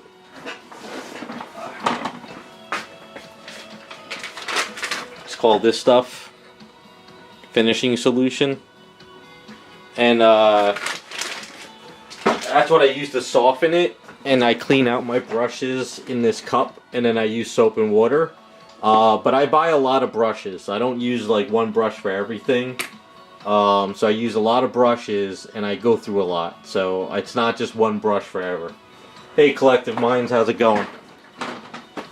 So, as you can see, I buy cheap brushes and I use these to sculpt. You don't have to use a brush. You can use tools, but I like to use brushes.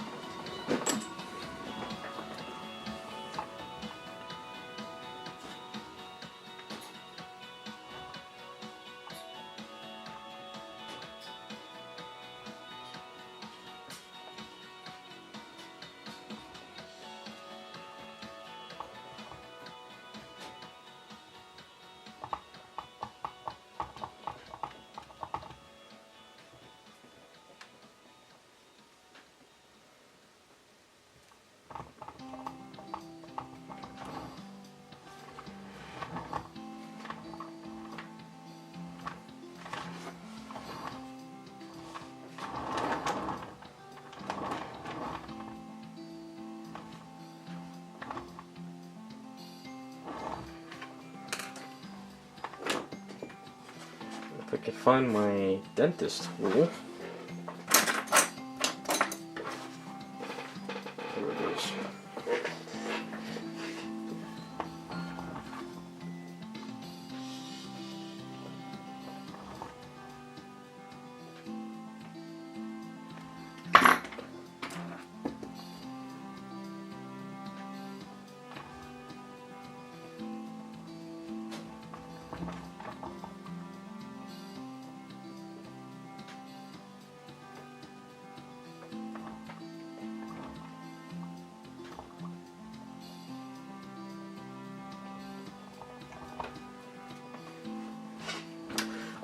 You could use these brushes if you wanted, you know, these silicone ones, but I really, I don't know how long they would last with the solvents, but I mean, you could sit here and sculpt with them if you wanted to, but they're pretty tough. I use these just for putty. I like my paintbrushes because I just gotten used to it, so.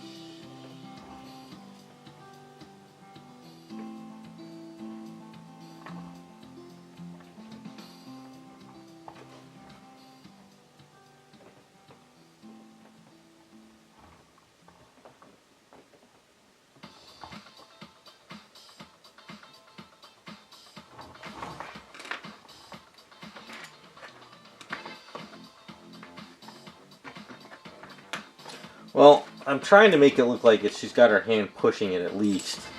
But I'm also trying to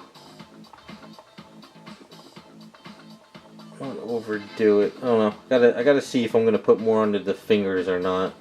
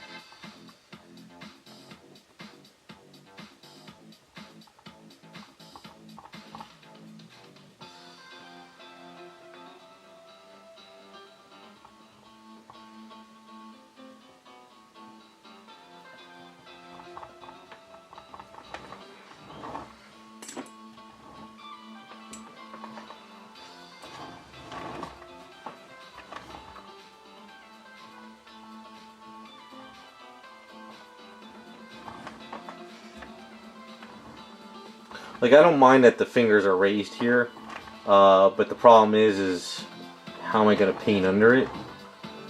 But I could fill it in somewhat. Probably should.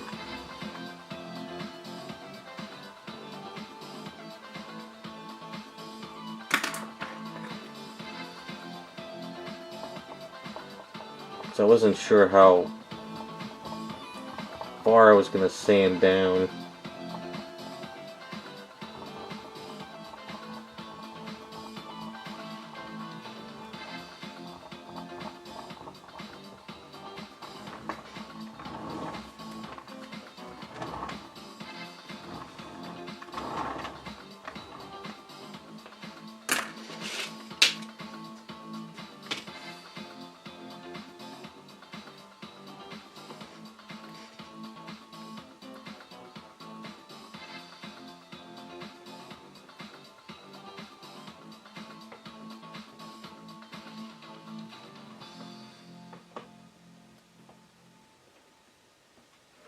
You should look up the... I'm pretty sure it's Justice League International. Let me look real quick. If it's not International, it's something else. But you gotta read the story where Batman punched him. Pretty sure it was International. Yeah. Justice League International. Story by Griffin and D. Matters. Art by McGuire. Great story.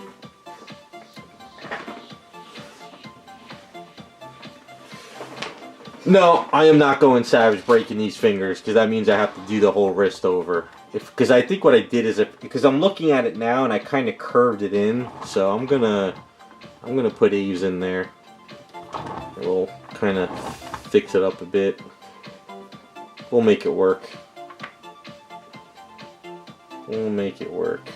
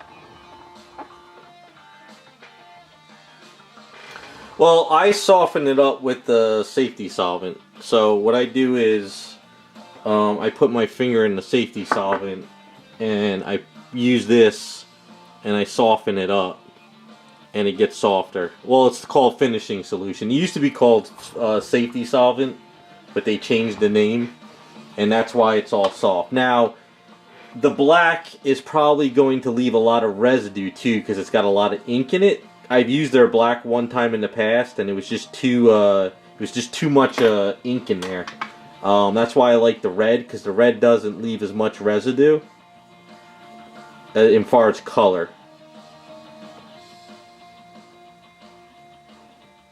But like I said, mine is pink because I mixed the Fix-It with it.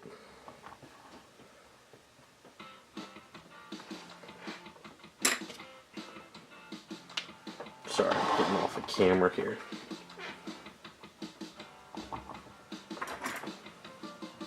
I mean, you can see the years I've been using the red, it just caked up all over my tool.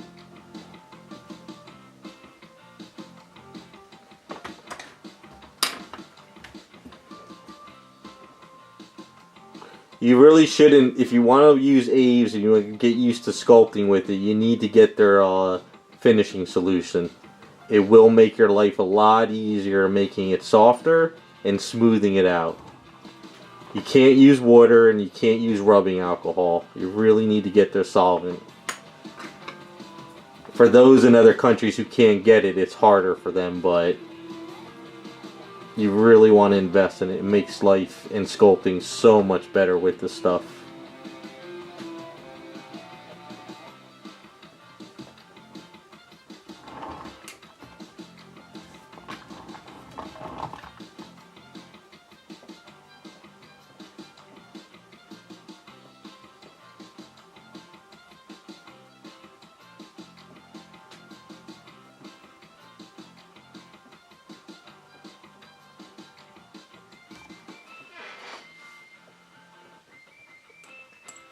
Well, that's the thing, is certain colors I feel are harder to see what you're doing. Like a darker color like black. What happened was I was working for a guy one time doing some work, and he ordered Aves and he wanted to practice himself, but he ordered the black color, and when he gave it to me, I mixed it up and I was working on an item, and there was all this black like finger marks of print all over the stuff, and it had such heavy ink in there, it was very hard to work with it. And another time I got their super white, and it was the same thing. They put a lot of ink in there, and it's very, very hard to work with it. So I bought the red because it was on sale one time, and after using the red, I realized that it was the best color for me to work with. So that's why I'm always using the red in all my stuff now. And it doesn't overly, it's not over inked, and it works. You could see it against the gray primer. But they have green, they have orange, they have blue. So I've never used any of the other colors, but I would think that the orange is pretty good, you know, probably same as red. And I think they have yellow too. They have a bunch of colors.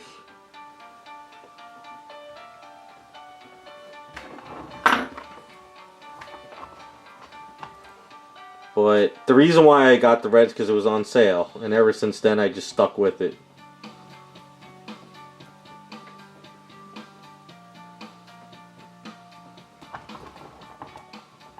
Can't be, you know, color that's on sale.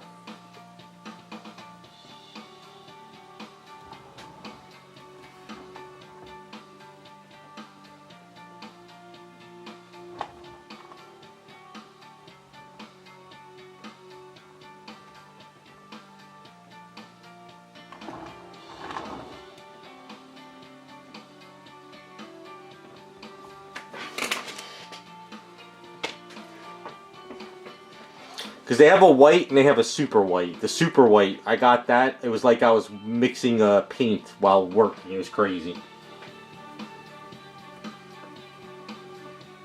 Yeah, I usually just mix the Fix-It with the red equal amounts, you know. And then I get this pinkish color, and it works. It's just great. It's like a perfect mixture for what I do. So it's like, it's not super soft like Aves, and it's not super stiff like the Fix-It. It's like this real in-between color and mixture, and it works good. So that's what I do.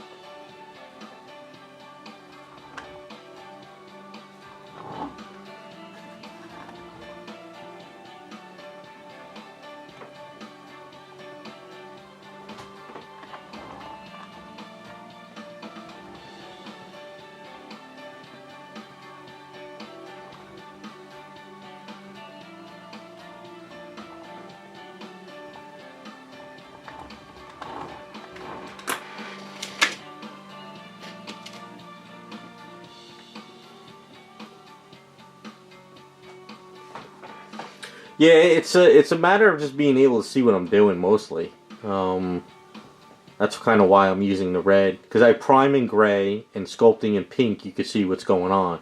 So like you can kind of see here. I don't know how well you can see it, but you see all the scratches, so you can see where the primer is going into the red, and it lets you know like that there's a bunch of scratches there that might need to be fixed. So it's kind of my whole philosophy of why I just stick with the pinkish color. Because you could get the red oxide primer and use the red A's, but then it's hard to see.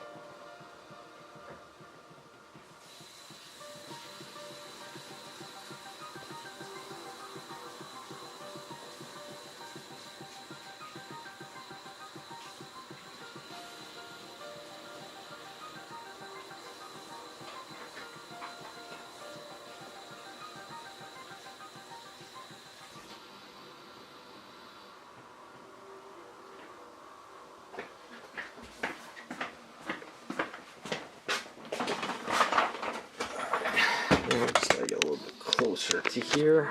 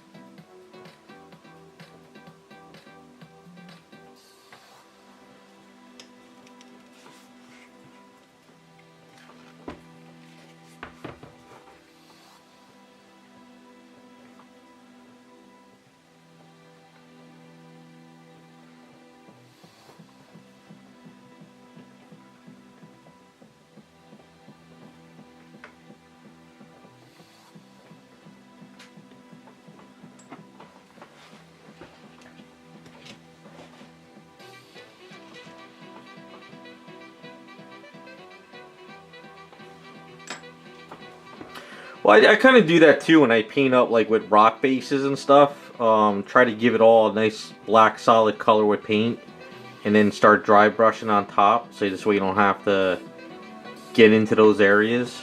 Makes life a lot easier.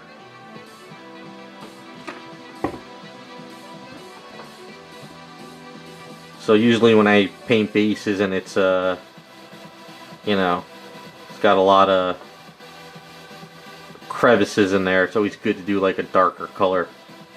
Whether it's brown, dark brown, or black, or whatever, it'll make your life easier. You could use primer, you could use black paint, you could use spray paint. That's usually, whatever dark paint I have, I usually use. Even if it's like a glossy paint, you could always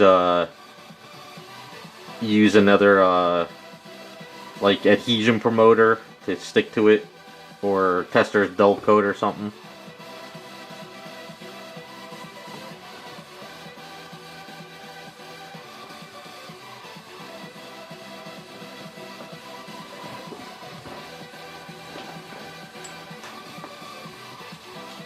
Yeah, but it's always easier to go with some nice black dark paint, get in all those crevices, make your life easier.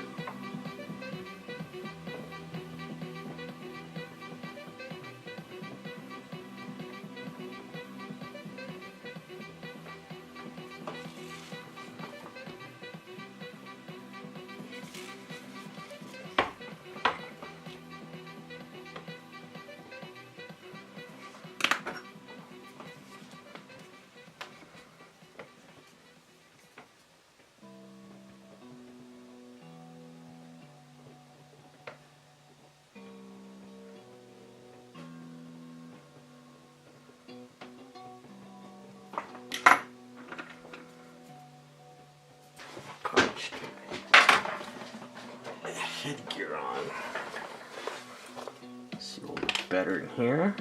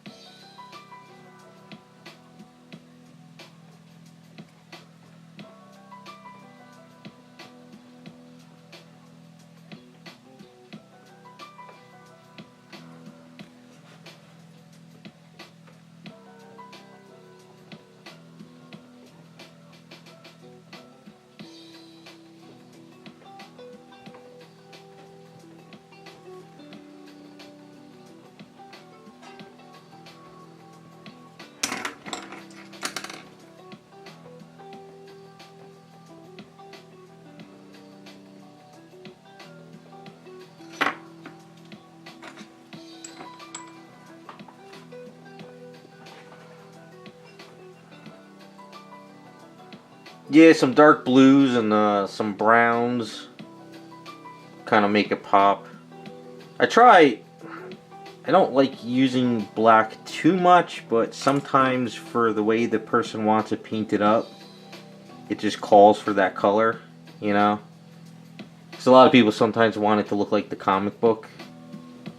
So you just gotta kind of roll with the punches.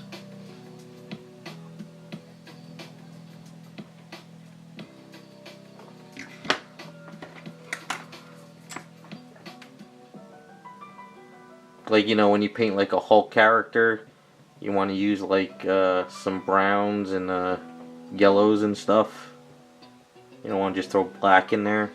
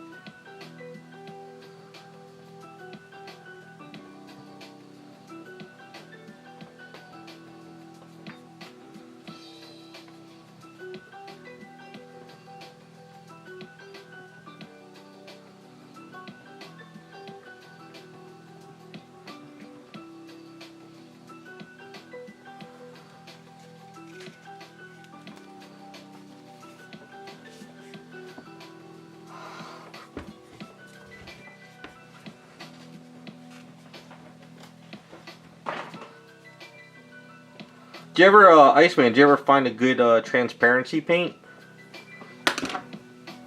Or did you just mix your own?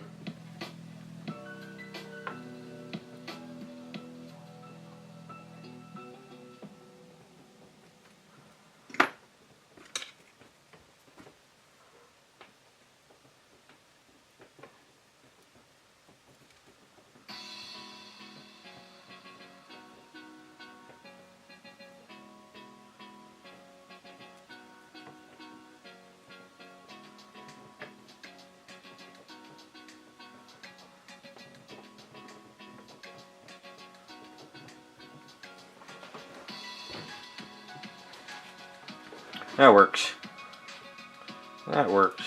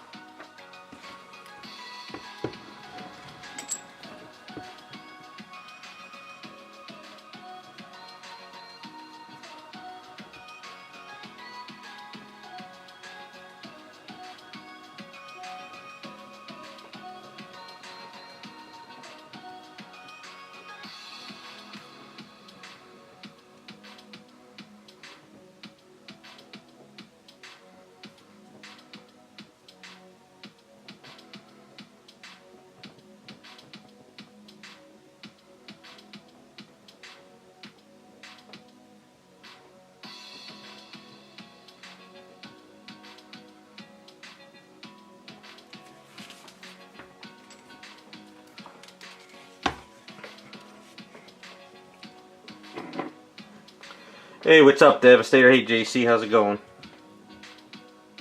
So, is everybody off today?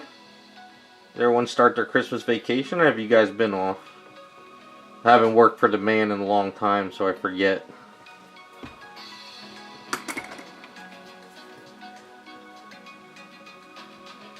Well, I'm still working for the man. All my taxes go to him.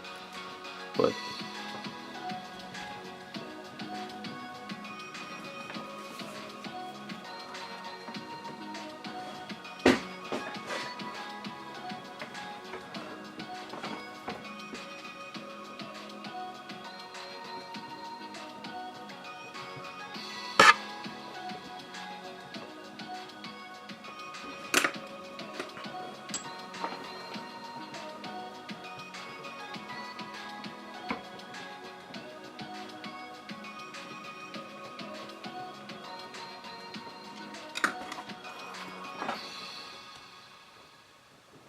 well, that's good. At least you guys got some vacation time, and I'm sure you guys would enjoy it. Don't drink too much eggnog.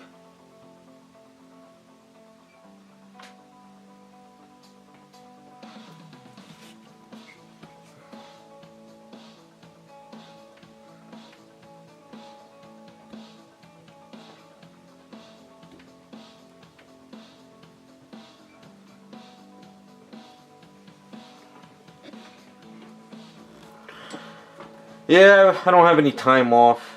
I gotta keep working, but I enjoy what I do, so I don't mind.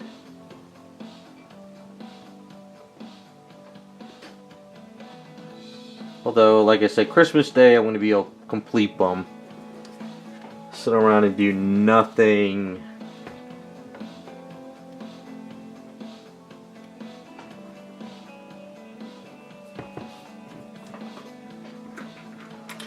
Pumpkin spice eggnog? Ugh.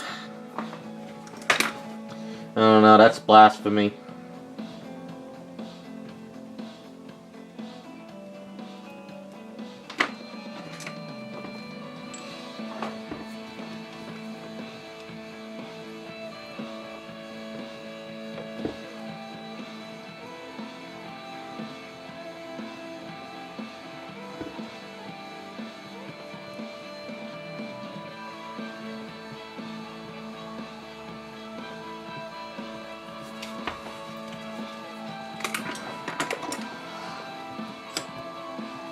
Yeah, that's all I know is next year better be a good year, otherwise I'm going to live on one of your guys' couches.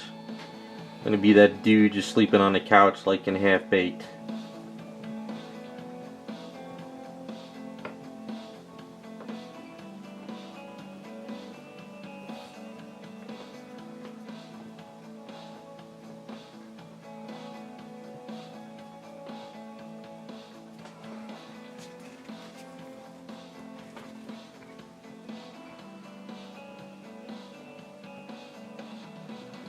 I don't know. Shit hits the fan, I might have to do it.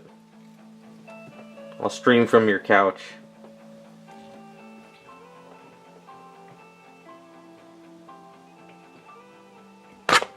Oops.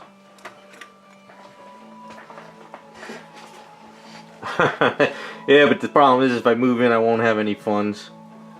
I always told my friend when shit hits the fan, I'm moving on his farm in PA. He's gonna wake up one day and I'm gonna be like Cousin Eddie. Just sit there in a bathrobe in an RV.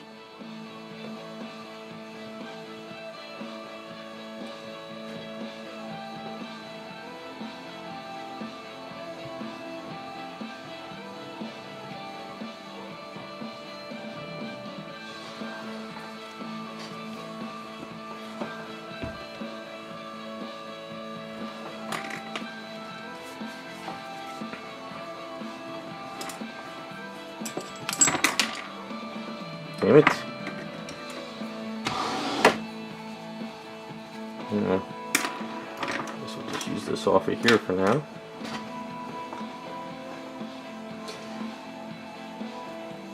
Yup, living in a van down by the river. Best phrase ever.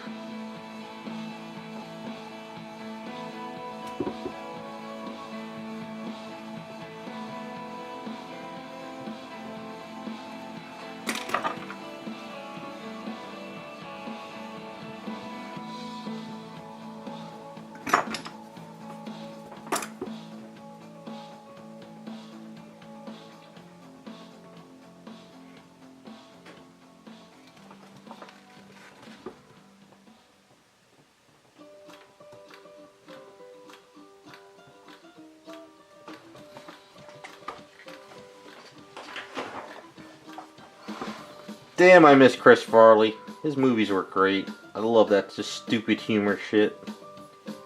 So much fun.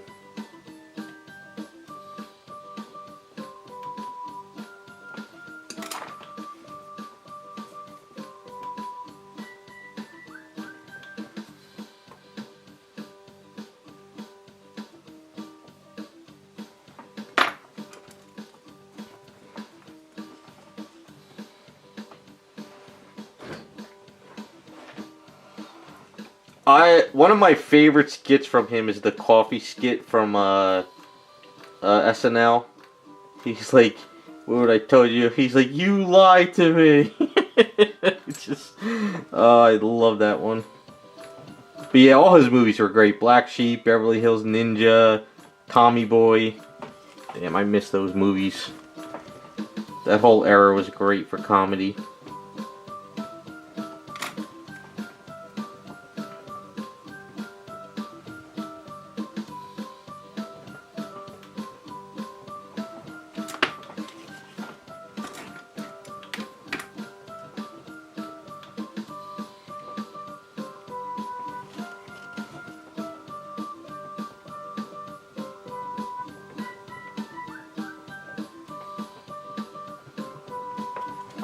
Too bad we never got him and like Jim Carrey together in a movie. I think that would have been like friggin' hilarious.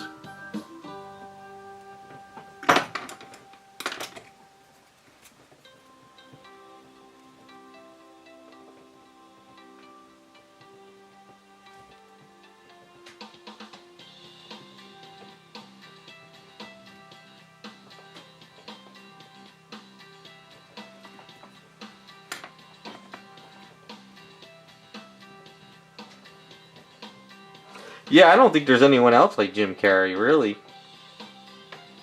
Nowadays, all the actors do is they stare off to the distance, and that's acting. All their facial features are the same. Look at Tom Cruise, look at all the Brie Larson. It's just the same pose and look everywhere.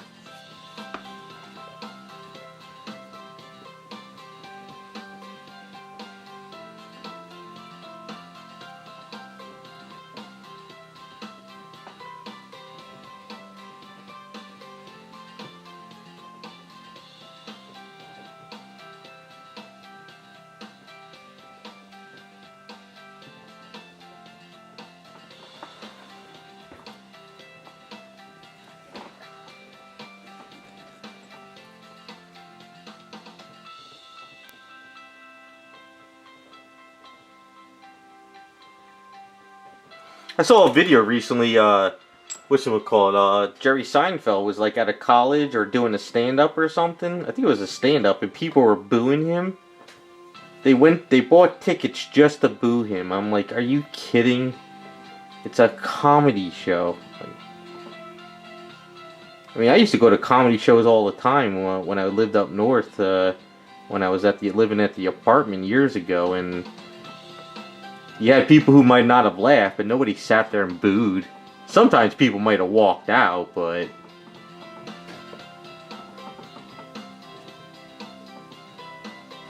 this whole rage mentality is killing it.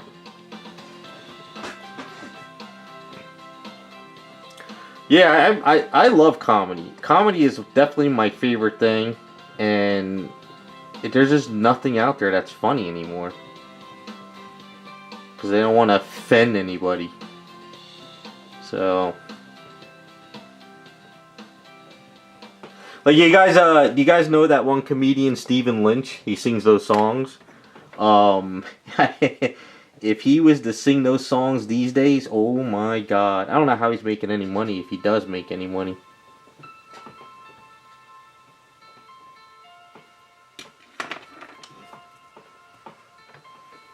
There's no even stand-up comedians anymore. Really? Is there? I haven't really seen anybody.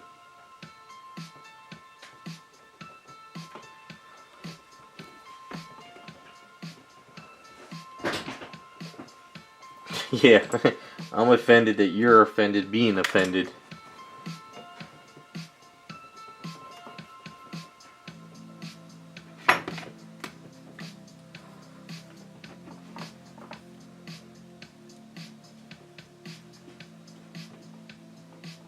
Yeah, it definitely won't work these days.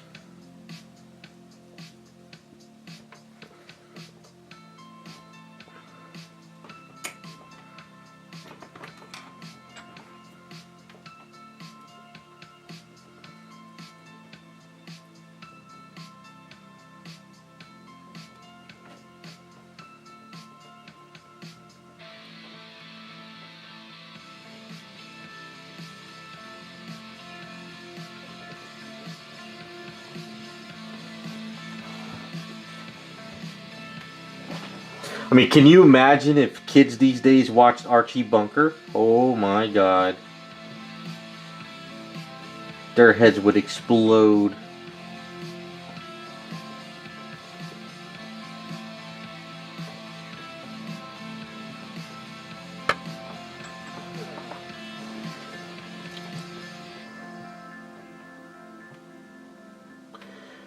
John Doe, sadly, no. I don't know of anything that to do it. The best thing I can suggest is if you can find a way to order it and order the bigger container. I don't know if you can get it there. It might be costly, but honestly, if you can get it and use it, and you'll realize that you should have had it all along with Aves. I know too many people that have tried alcohol or water, and you just don't get this smoothness to it, you know? So if you really, really want to try it and learn it, see if you can get it and order it. Either online or see if you can get it out there, you know? I had a friend of mine who got into this, and he's like, I'm not spending that money for this solution, blah, blah, blah. And he's like, I'll just use rubbing alcohol. So he used rubbing alcohol for a few years, and then he found some solvent he had in a container, and he used it, and he's like, oh my god, this stuff makes it feel like butter. I'm like, I tried to tell you, dude. Just, you know, it's their chemical is made for the product. So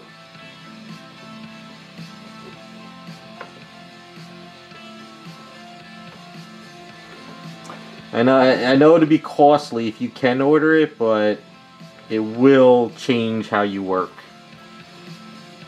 I'm very loose with it, and I waste a lot, but I'm able to just order more because you know, it's in the US, so I could just order more whenever I need it.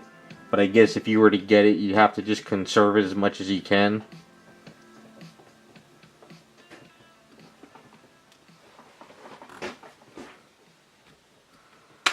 Like, I don't know if you have any hobby stores near you. Maybe they can do a special order for you.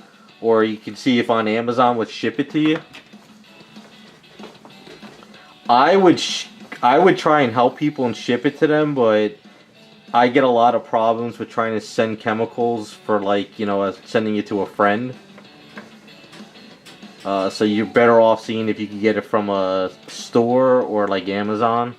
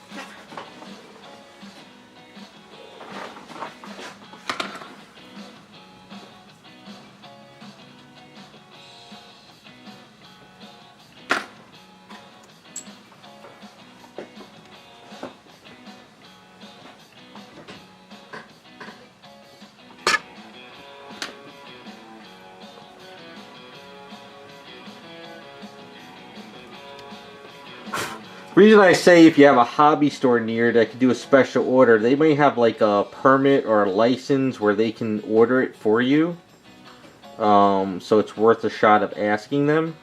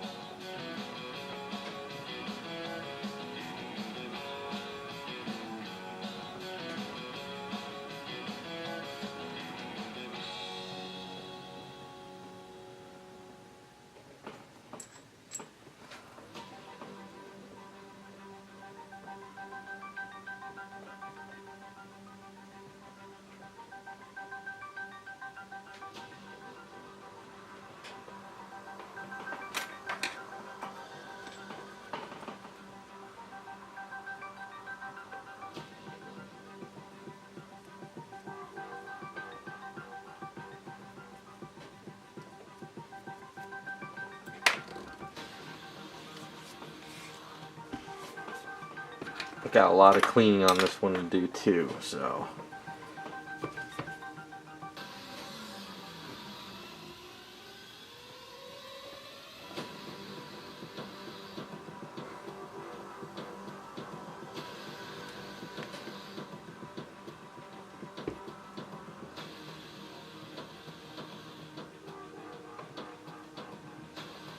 This also helped lock in this hand too, because it was kind of loose, it wasn't locked in. I think that'll work for making it look like it's got a little bit of a push in there.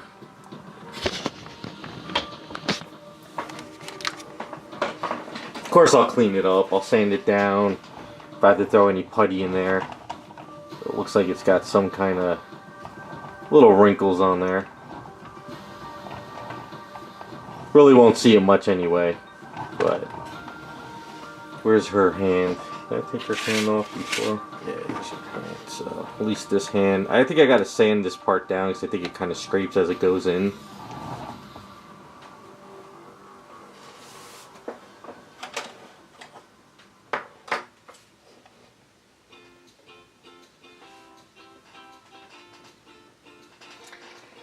What keeps me going? I have a system. I wake up in the morning. I have my coffee because I stopped coffee in 2015, but with everything going on with my parents, I got back on coffee again. So I have my coffee. So in the mornings, I pretty much plan my morning, whether it's sanding, doing a little sculpting, or painting, and I make sure I have a good lunch. And then afterwards, that's when I deep dive into something after lunchtime. That's when I have the most energy. And I just sculpt and paint, and I just work until I get too tired. But I try never, ever, ever to sculpt something that I know I need to sit down for like, you know, a good 3 or 4 hours. So, for instance, say I'm going to sculpt her hair, and I know I'm going to need at least 4 hours just to kind of do the one side or a base. I make sure I put that 4 hours in because I don't want to. I learned my lesson in the past when I sculpt something. If I mix up the Aves, but I'm like, you know what, I'm too tired, or I got to go out in like an hour. There's no sense in rushing it, you know? So, and there's times when I think I'm going to sculpt in the afternoon, but something comes up, and then I lose like 2 or 3 hours. So then I'm like, all right, screw it. Instead of me sitting there trying to rush this item tonight, I'll just do some painting or chopping or whatever. So that's why I have a lot of projects going at one time. It's better to have more projects for me, so I know if I can't do this, I can hop on that. But I always try to time everything. Just like when I work on streams, I try to get everything ready so I could sit down and work for that good 3 hours or so. And just kind of just plug away on stuff.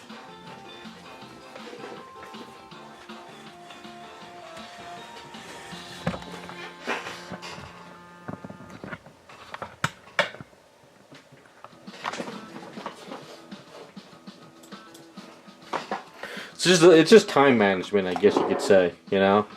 And then when I'm getting down to that wire on something, because I finished up that Harley Quinn, I'm gonna post it tomorrow morning before my friends show up.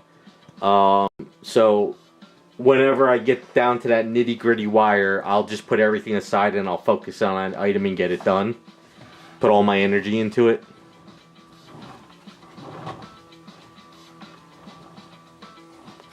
But yeah, that's pretty much what I do.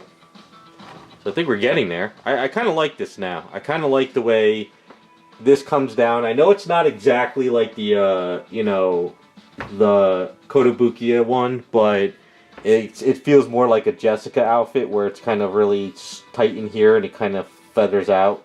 And it's got that little animated look. So I think that works for her.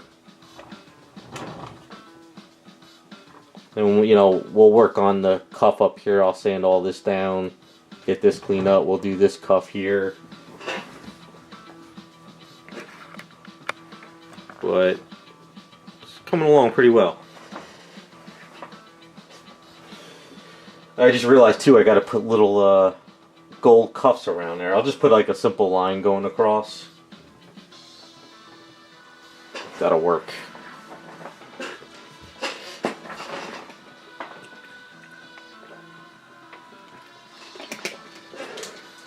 I was worried her butt was going to look too big, but if you can see here, this is where we wrap the Aves around, but this is where her butt was. So what I did is I actually sanded a lot of this down, and I sanded a lot of that down. So I got kind of her butt sort of toned down a little bit more, so it's not as bad as it was looking. Plus the skirt kind of helps it, so it kind of worked out a little bit better now. Yeah, I really chopped up a lot going across here, and I chopped up in here and everything, and I kind of curved it a little bit more, so it worked out. Kind of like it now. I kind of like the way her curve is with the outfit now.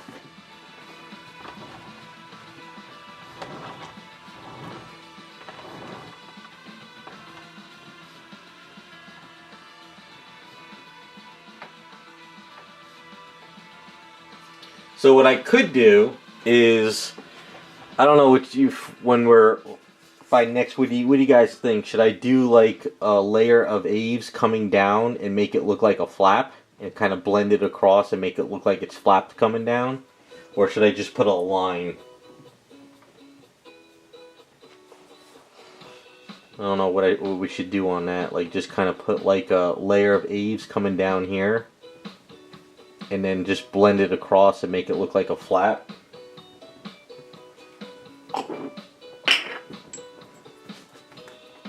Let me wash out my brushes real quick.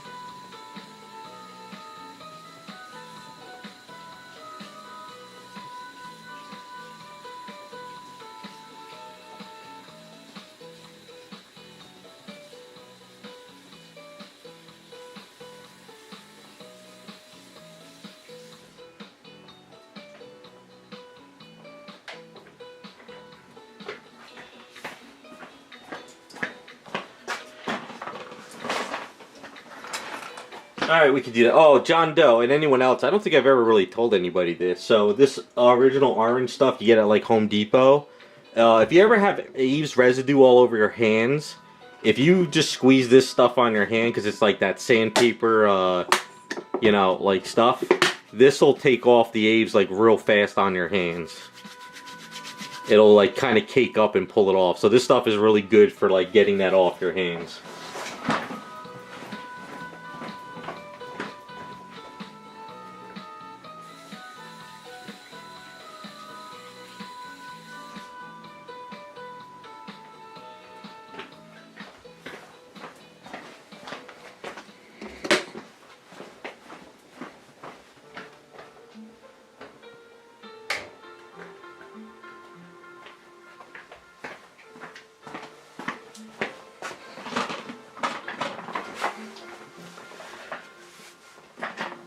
Let me see, so where am I at now? Let me just check some stuff, what's going on.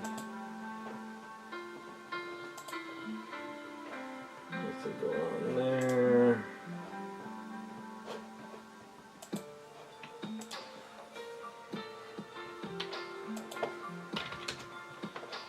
Let's see, get spam some emails, check these real quick.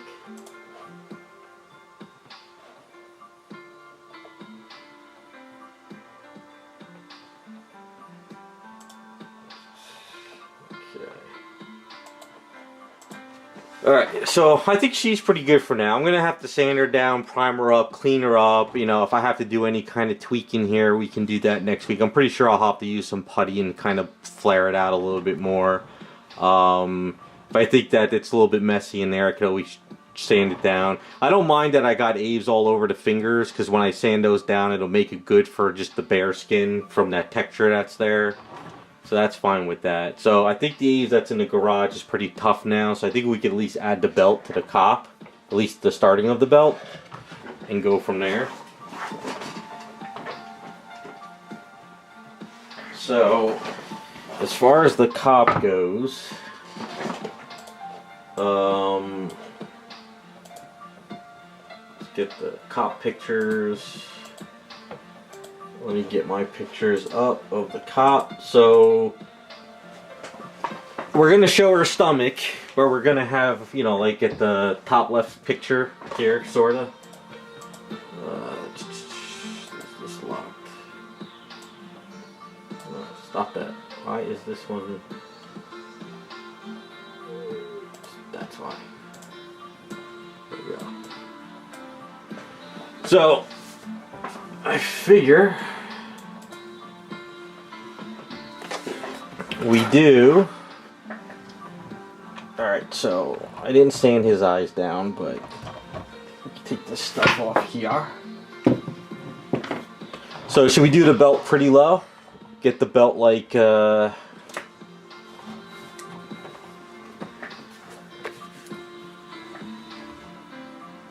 kind of get the belt like no higher than this, so we see the belly button.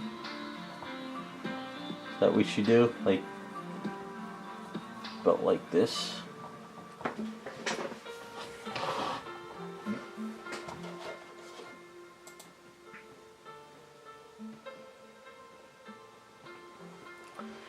Because then this way we do her little piece here, you know, and then we can put pouches, and then we can put the over here with the carrot in the holster type thing.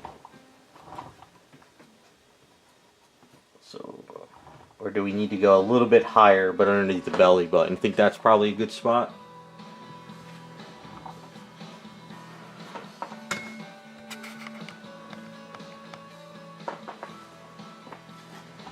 But as you can see, I did sand it, primed it down. I got it cleaned up a lot. Probably take the arms off too, that'll help. We'll need this one though.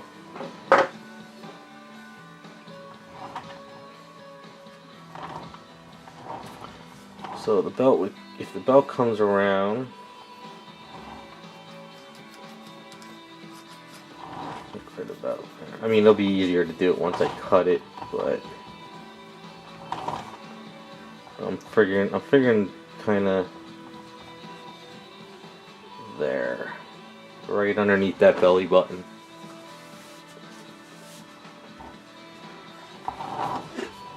Below the dimples on the back. I'll see how it lays. I got to make sure it lays correctly. But I might be able to. The front is where my problem will be. I need to see. You know, because you could put it up here, but we would lose the belly button. But we want to keep that, right? Or do you think we should go lower? It's either there. It's either here, or it's like there.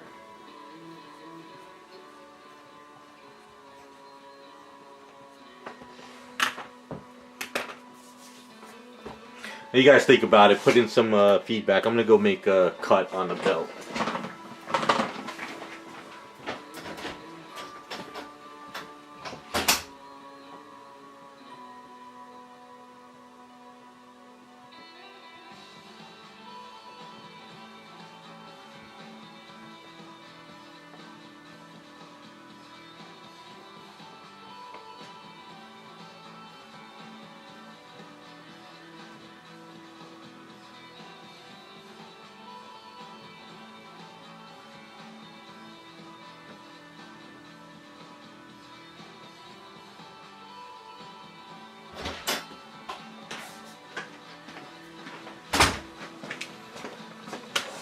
Okay. A bit lower. So it'll be here or there. You want to go more there? Shoot, is this not long enough? I'm gonna have to probably stretch this a little bit.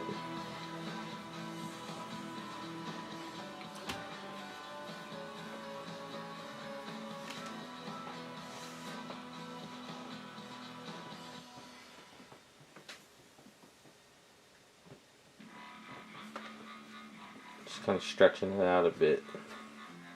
Thought I made this long enough. Guess I was wrong, since we're going a little bit lower. So we think we go with the lower one, I guess. Let me just make sure that this goes around pretty good. Stop that. Stop that. Nope. Stop that.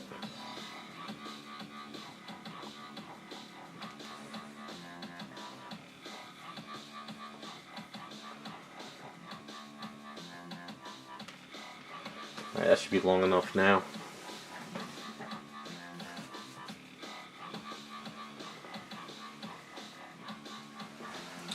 Oh, you went and ordered it? Did you get that extra code, Scott, that Raccoon put in there? Yeah, shipping is expensive. So what I do is when I order Aves, I try to order everything I need for at least a good next like 4 or 5 months. Because if you just order one thing, you're paying a crazy amount of shipping, you know.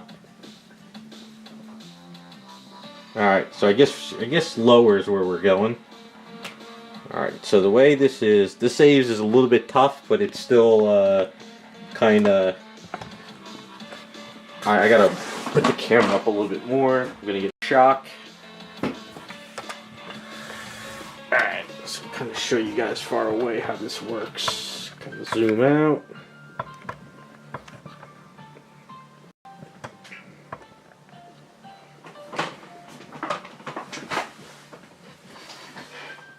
Maybe the code's not, you can't use it anymore. At least you use the code. You basically, that 10% off is basically gives you free shipping. So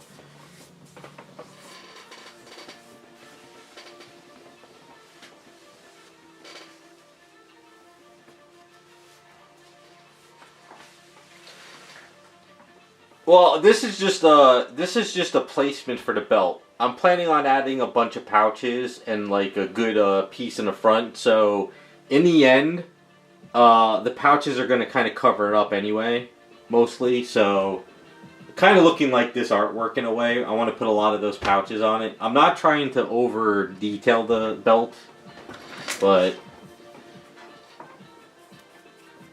I mean, I think the belt that's kind of on the top of the picture is kind of okay, right?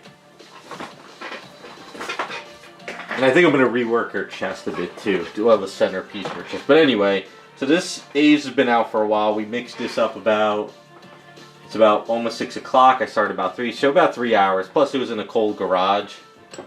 So it's pretty tough. So just kind of get this all wet with the safety solvent.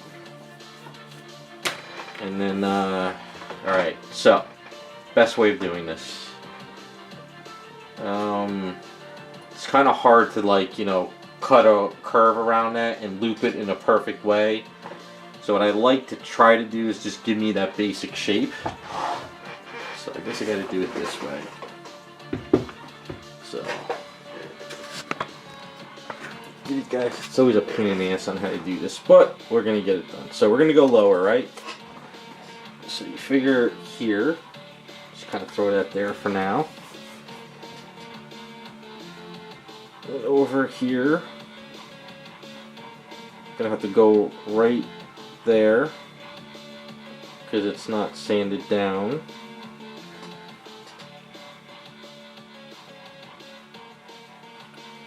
Best way to do is to cut that with my nail. Make sure we're kind of got a good spot. Come around, because I'd rather it be at a weird little spot over here where I could put a pouch over here and kind of cover up any mess up. So what we'll do is we'll kind of cut this here.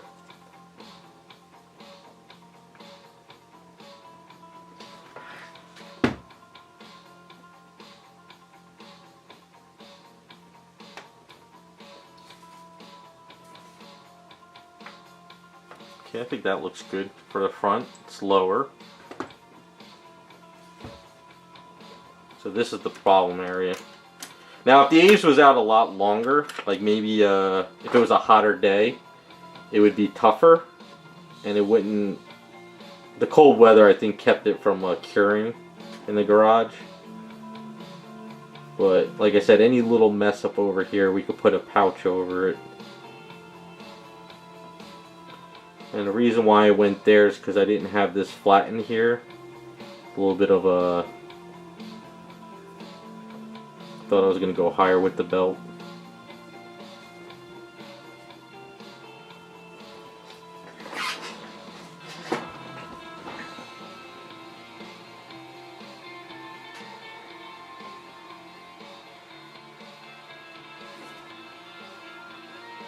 And then usually if I kind of over squish it, because I like to lock it in place, just kind of cut out the area.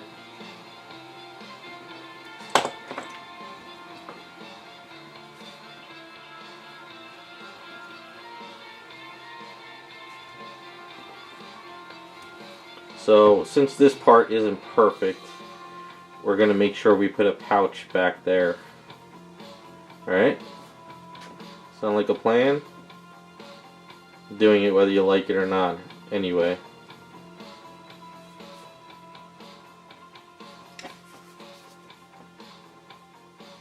But we also have to put the hand on to make sure we're not touching the belt.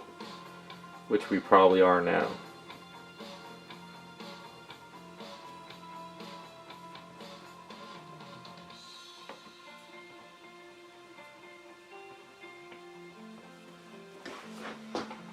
Alright, so put her here. And this is going to be the moment of truth. Let's see how this works. So, let's see if this hits anything. Yes, it did. So see, we hit the right there. So the best way to fix this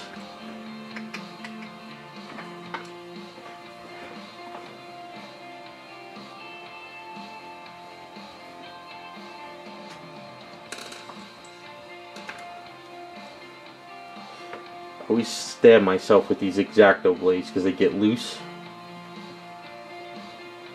I think I got more Aves and safety solving stabs and stuff than ever before.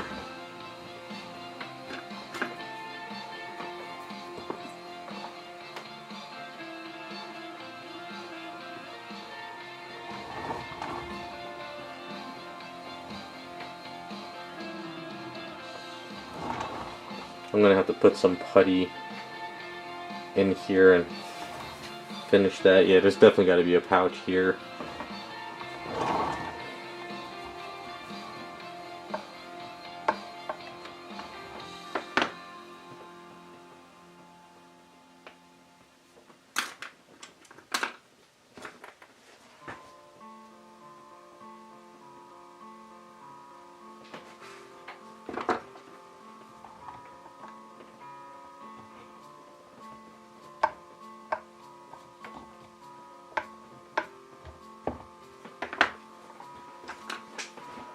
The only downside with I mean, I'm gonna sand it down some anyway, but kind of sucks that fingers are sort of hitting it.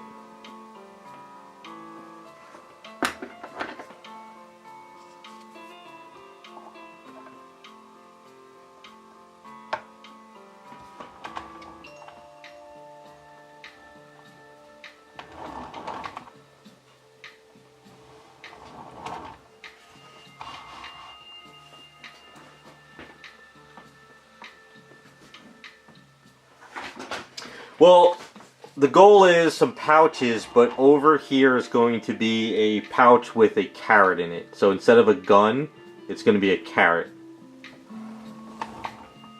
So I want to like sculpt the carrot in the thing, like, you know, she's going after Roger Rabbit, so you have to have a carrot, I would say, you know. Yeah, see how like when you pop it out, it still hits it. So it's kind of like this area is going to be sanded, and it's going to be a little bit of a pain in the ass, but that's alright. I figured it was going to happen.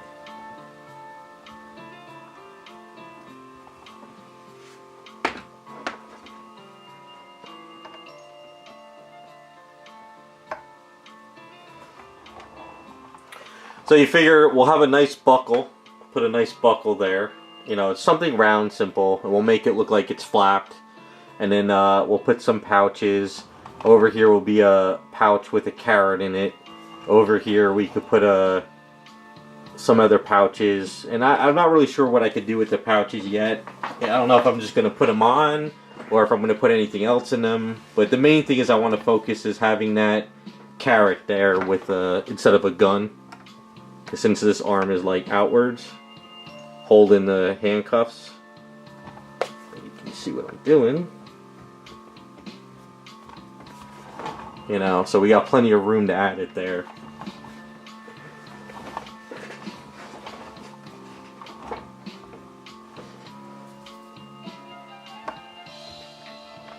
Yeah, that's the only downside with these fingers, but that's alright. It's gonna look a little weird there, but we'll clean it up. We'll make sure it works. You know, we'll make sure everything's nice and cleaned. We'll sand the belt down a little bit.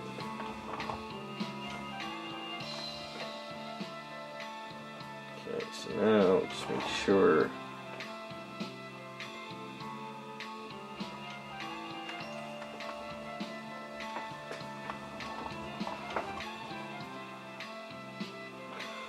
So, as you can see on her chest, I guess when I sanded it down, I sanded too much in the center. So I think what I'm going to do is sort of, I think I'll kind of grind it out a bit. Or maybe I'll hit it with a tool, and then I'll kind of clean up the center a bit. And then this part here and here needs to be sanded down a little bit. It's too sharp. So I just want to make some... I didn't have a chance to do this morning. So I got some sharp areas that need to kind of take down. It's a little too cut. And then I want to work on the center there. I still got to get in these areas and clean around these things. It's still kind of messy. I gotta kind of clean up this collar in here. I didn't have a chance to get in there. We still got to do the gloves on her, and then I got some putty issues. You know, when I was sanding this down, it must have been some air pockets. So over here, there's kind of air pockets on this part of the thing. So I gotta throw some putty there now. It is too hard to mess with anymore. Plus I need these to be shipped to me. So there's some weird air pockets there. This stuff's got to be sanded down.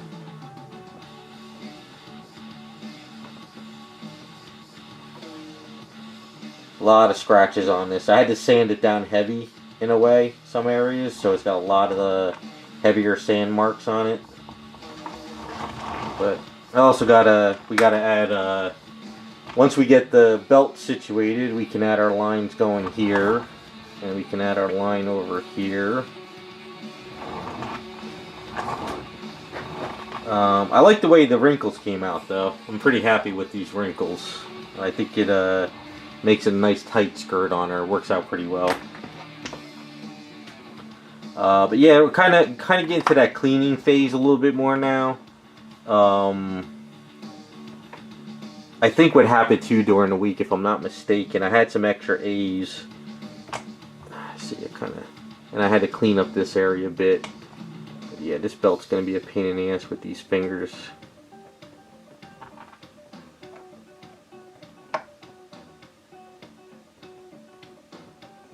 It's kind of weird. It's like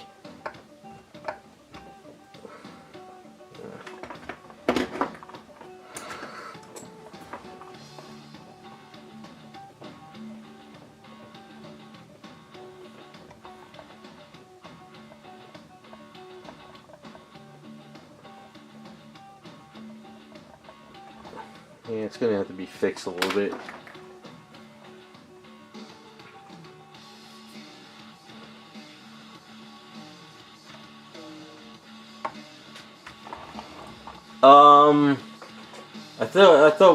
I think we decided we weren't adding buttons to it.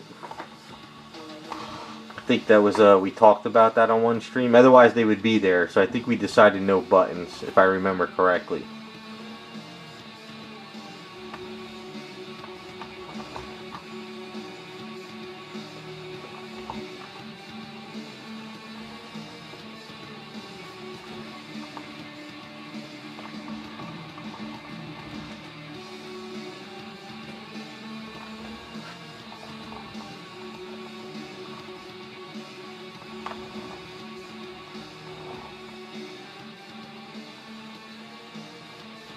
Yeah, it's got a lot of cleaning up to do. There's a lot of heavy scratches and stuff. So we're getting closer to just tedious prime and clean, fill with putty. Because there's a lot of scratches on our arms. Got to clean up the hands, add the gloves. Yeah, it's no problem, Rukin. Like I said, if it's not there, it's kind of, we talked about it on the stream. Just getting people involved. I mean, I do have to add the buttons on the pouches, but I didn't get to those yet. I figure some little details I'll add at the end. Trying to get a lot of this bigger stuff done. But yeah, I'm pretty happy with that. So let's put it all together. Take a look at it. I'm pretty happy with the setup. I think he's coming along pretty well. Nice one of a kind so far.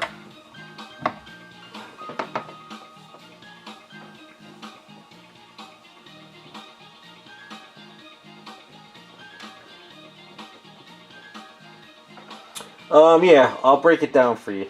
Let's break it. Let's get this. Let's break it down for you, and then we'll look at Jessica. So get your screenshots ready, or a pad and piece of paper, and we'll go over everything for you.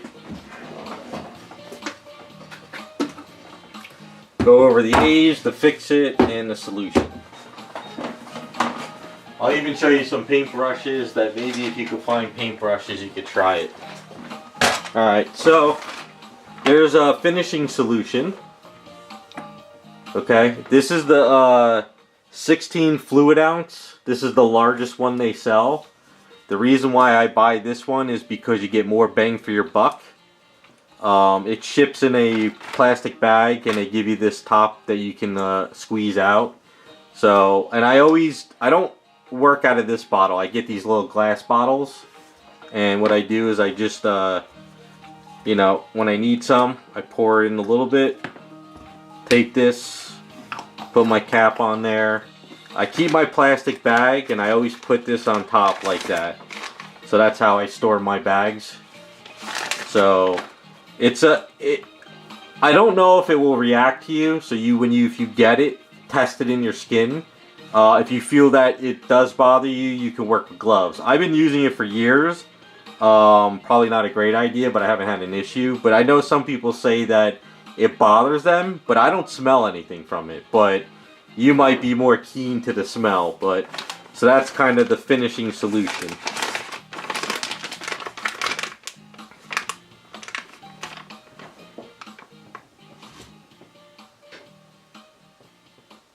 Yeah, see, but like I said, I ordered the 16 fluid ounce because you see how much I use. And I customize all day long, all week long, so I always got to get the bigger stuff. But if you're careful with it, it'll last a long time. Alright, so regular epoxy sculpt, right? Your regular epoxy sculpt. This is the red, which means it's just red color there. You can see the difference between the red, pure red, and the red mixed with the Fix-It, but I'll show you the Fix-It in a second.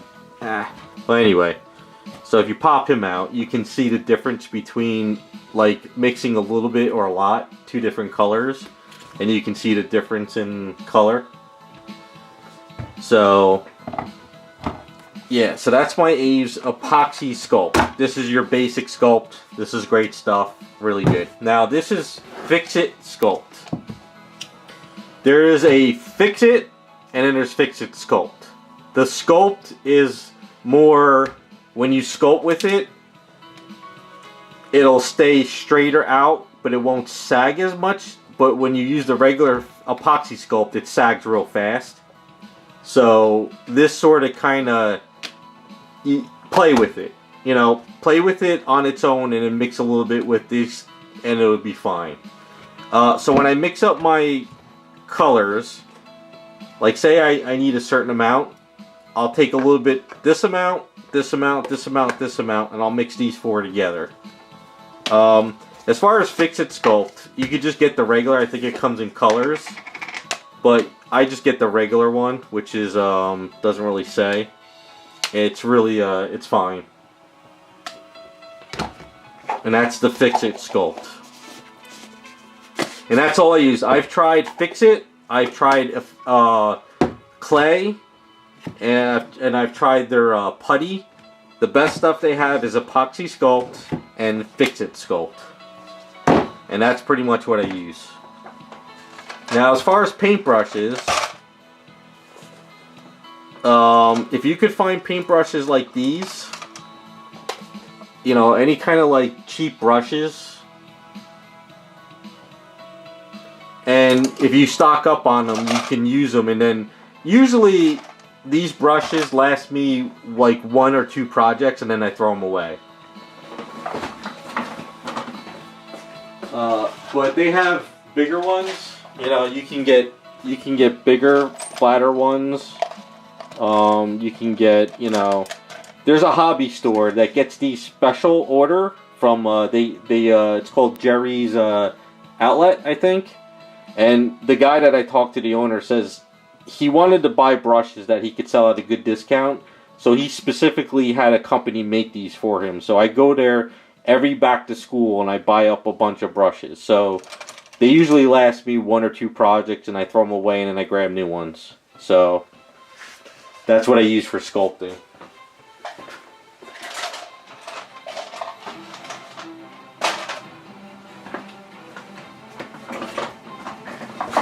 But, you know, you can use, if you want to buy dentist tools, you know, you could buy dentist tools.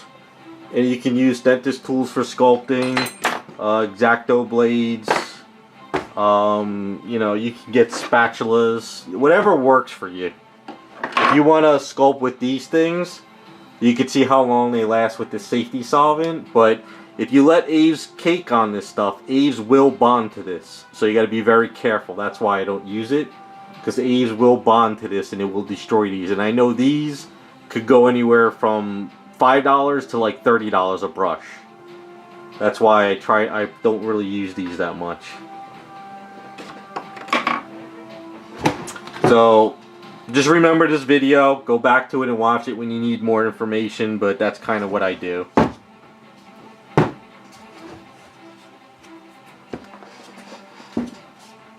And also, I never, like this ball, I don't throw this out. So if I ever have to fill in something hollow, I save a lot of these and I chuck them in there, and I can use that as help for filling up an item.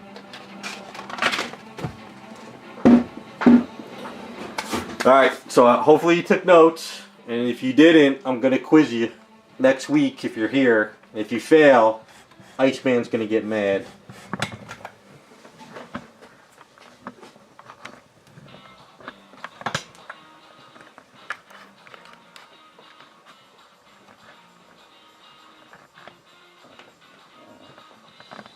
Alright, so that is Police Jessica so far, and I think she's coming along pretty well.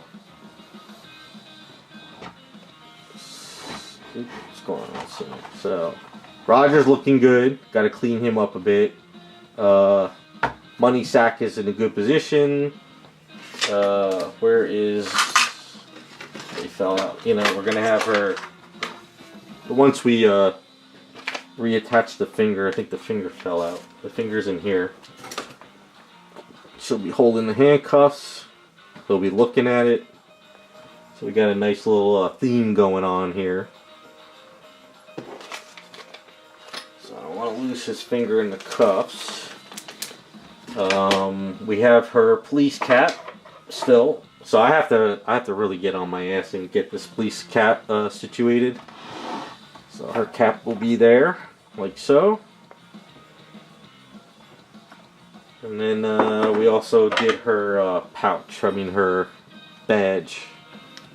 I haven't had a chance to prime this up, it's been one of those weeks. What's this? Oh, that's for the Batman kit. Yeah, that's the police officer.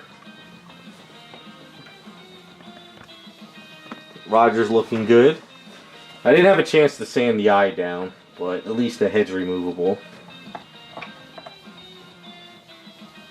I did sand his shoulder down. Not much though, but a little bit. I have to sand the pouch a little bit here, I think. And especially over here. My money bag.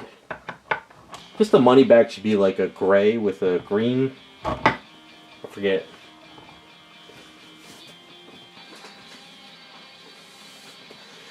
Yeah, I do. I do need. You know what I need? I need a. January's looking like a good month where I don't have to drive my parents to the doctors at all. So I should have a good month of just going through projects. So that's my goal. But Walmart might have it. I would honestly, if any of you guys have any kind of hobby stores near you, and you want to try sculpting with the paintbrush like I do. You can always go up to them and ask the register or the owner, like, hey, you know, I want to buy like 20 brushes. Can you give me a deal or something? You know, it doesn't hurt to ask. That's how I asked about this guy. He told me, when I went in and asked him about these brushes, he said, look, he's like, if you want to buy 1,000 of them, if you want to buy 2,000, if you want to buy 3,000, let me know. I'll work out a deal with you. and he said he would order it from his factory. So, I should have took him up on his deal years ago, because when I was buying them, they were $1.20 a piece, and now they're like $2.80, and that's still the cheapest brush in the store. So, they went up a lot. But if I'd known they were going to go up that much and I could have done it, I would have ordered like 1,000 of them, you know? But who knew the world was going to go this way?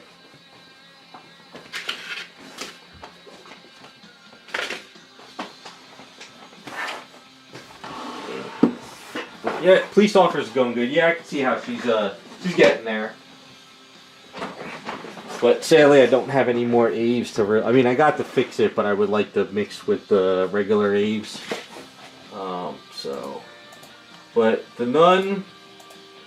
Not much happened with the Nun. I'm sorry, I didn't have a chance to really work on her. Oops, almost crushed the belt. But Nun just kind of been in limbo.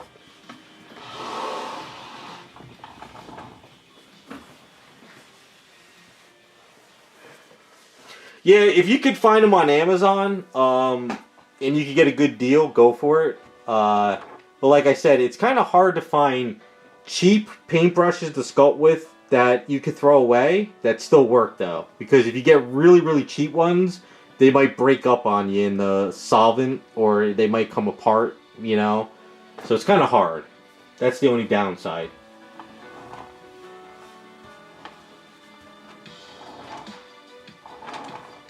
Yeah, I'm happy with the Nun, but like I said, I just haven't had a chance to... I didn't work on her at all. Didn't do anything. What I wanted to do this week is sort of blend out this area and work on these cuffs. And I wanted to work on her collar, but it didn't work out that way. But next week we should be ready to do all that. And then, I guess her collar should just... we're not really going to see much of it, so I guess I might as well just put the collar, like, up here. Because once we put in the hair, we probably won't even see much of that. But the collar's going to come around there, you know? Or whatever you want to call that white part.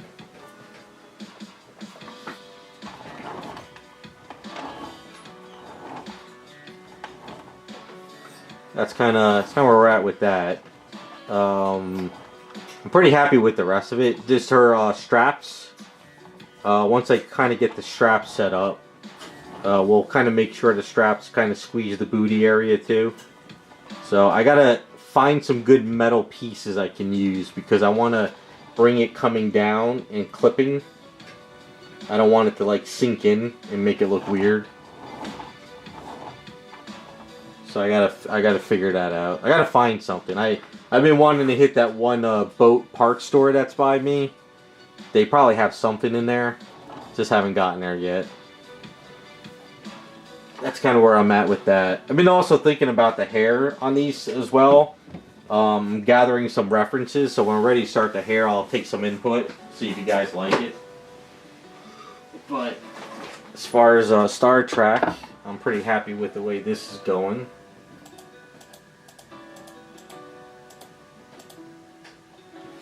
So Star Trek is looking pretty decent. I think once I prime it up and I kind of clean all this, it'll come together better.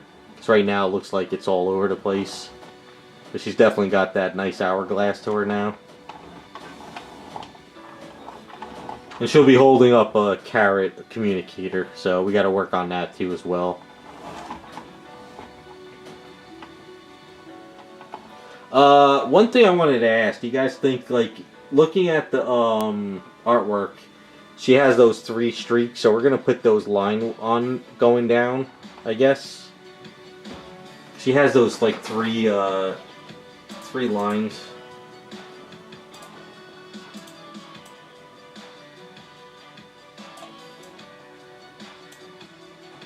So I guess what we'll do is we'll put one, we'll put one coming here, and then we could put one over here, and then another one kind of coming down.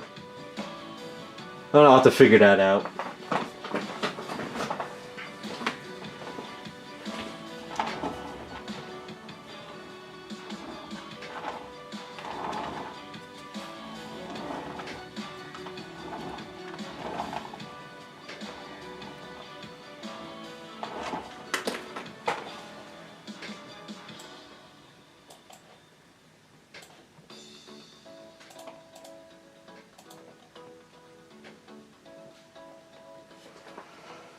that's where we're at with the 3 Jessicas for now.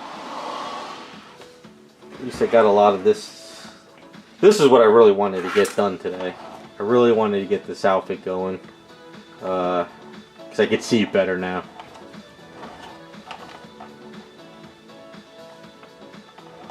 See a lot better now. Just kind of throwing me off with it being so empty up here. But now that it's on there, it kind of works.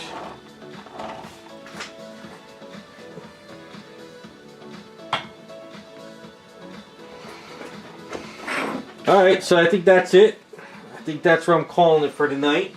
Hopefully I'll get my Aves by Monday before the next week. If not, but I think I'll definitely be back on Friday.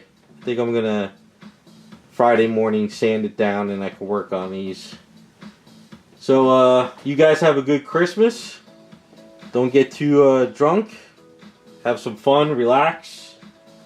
I guess I'll see you guys on Friday. That's about it.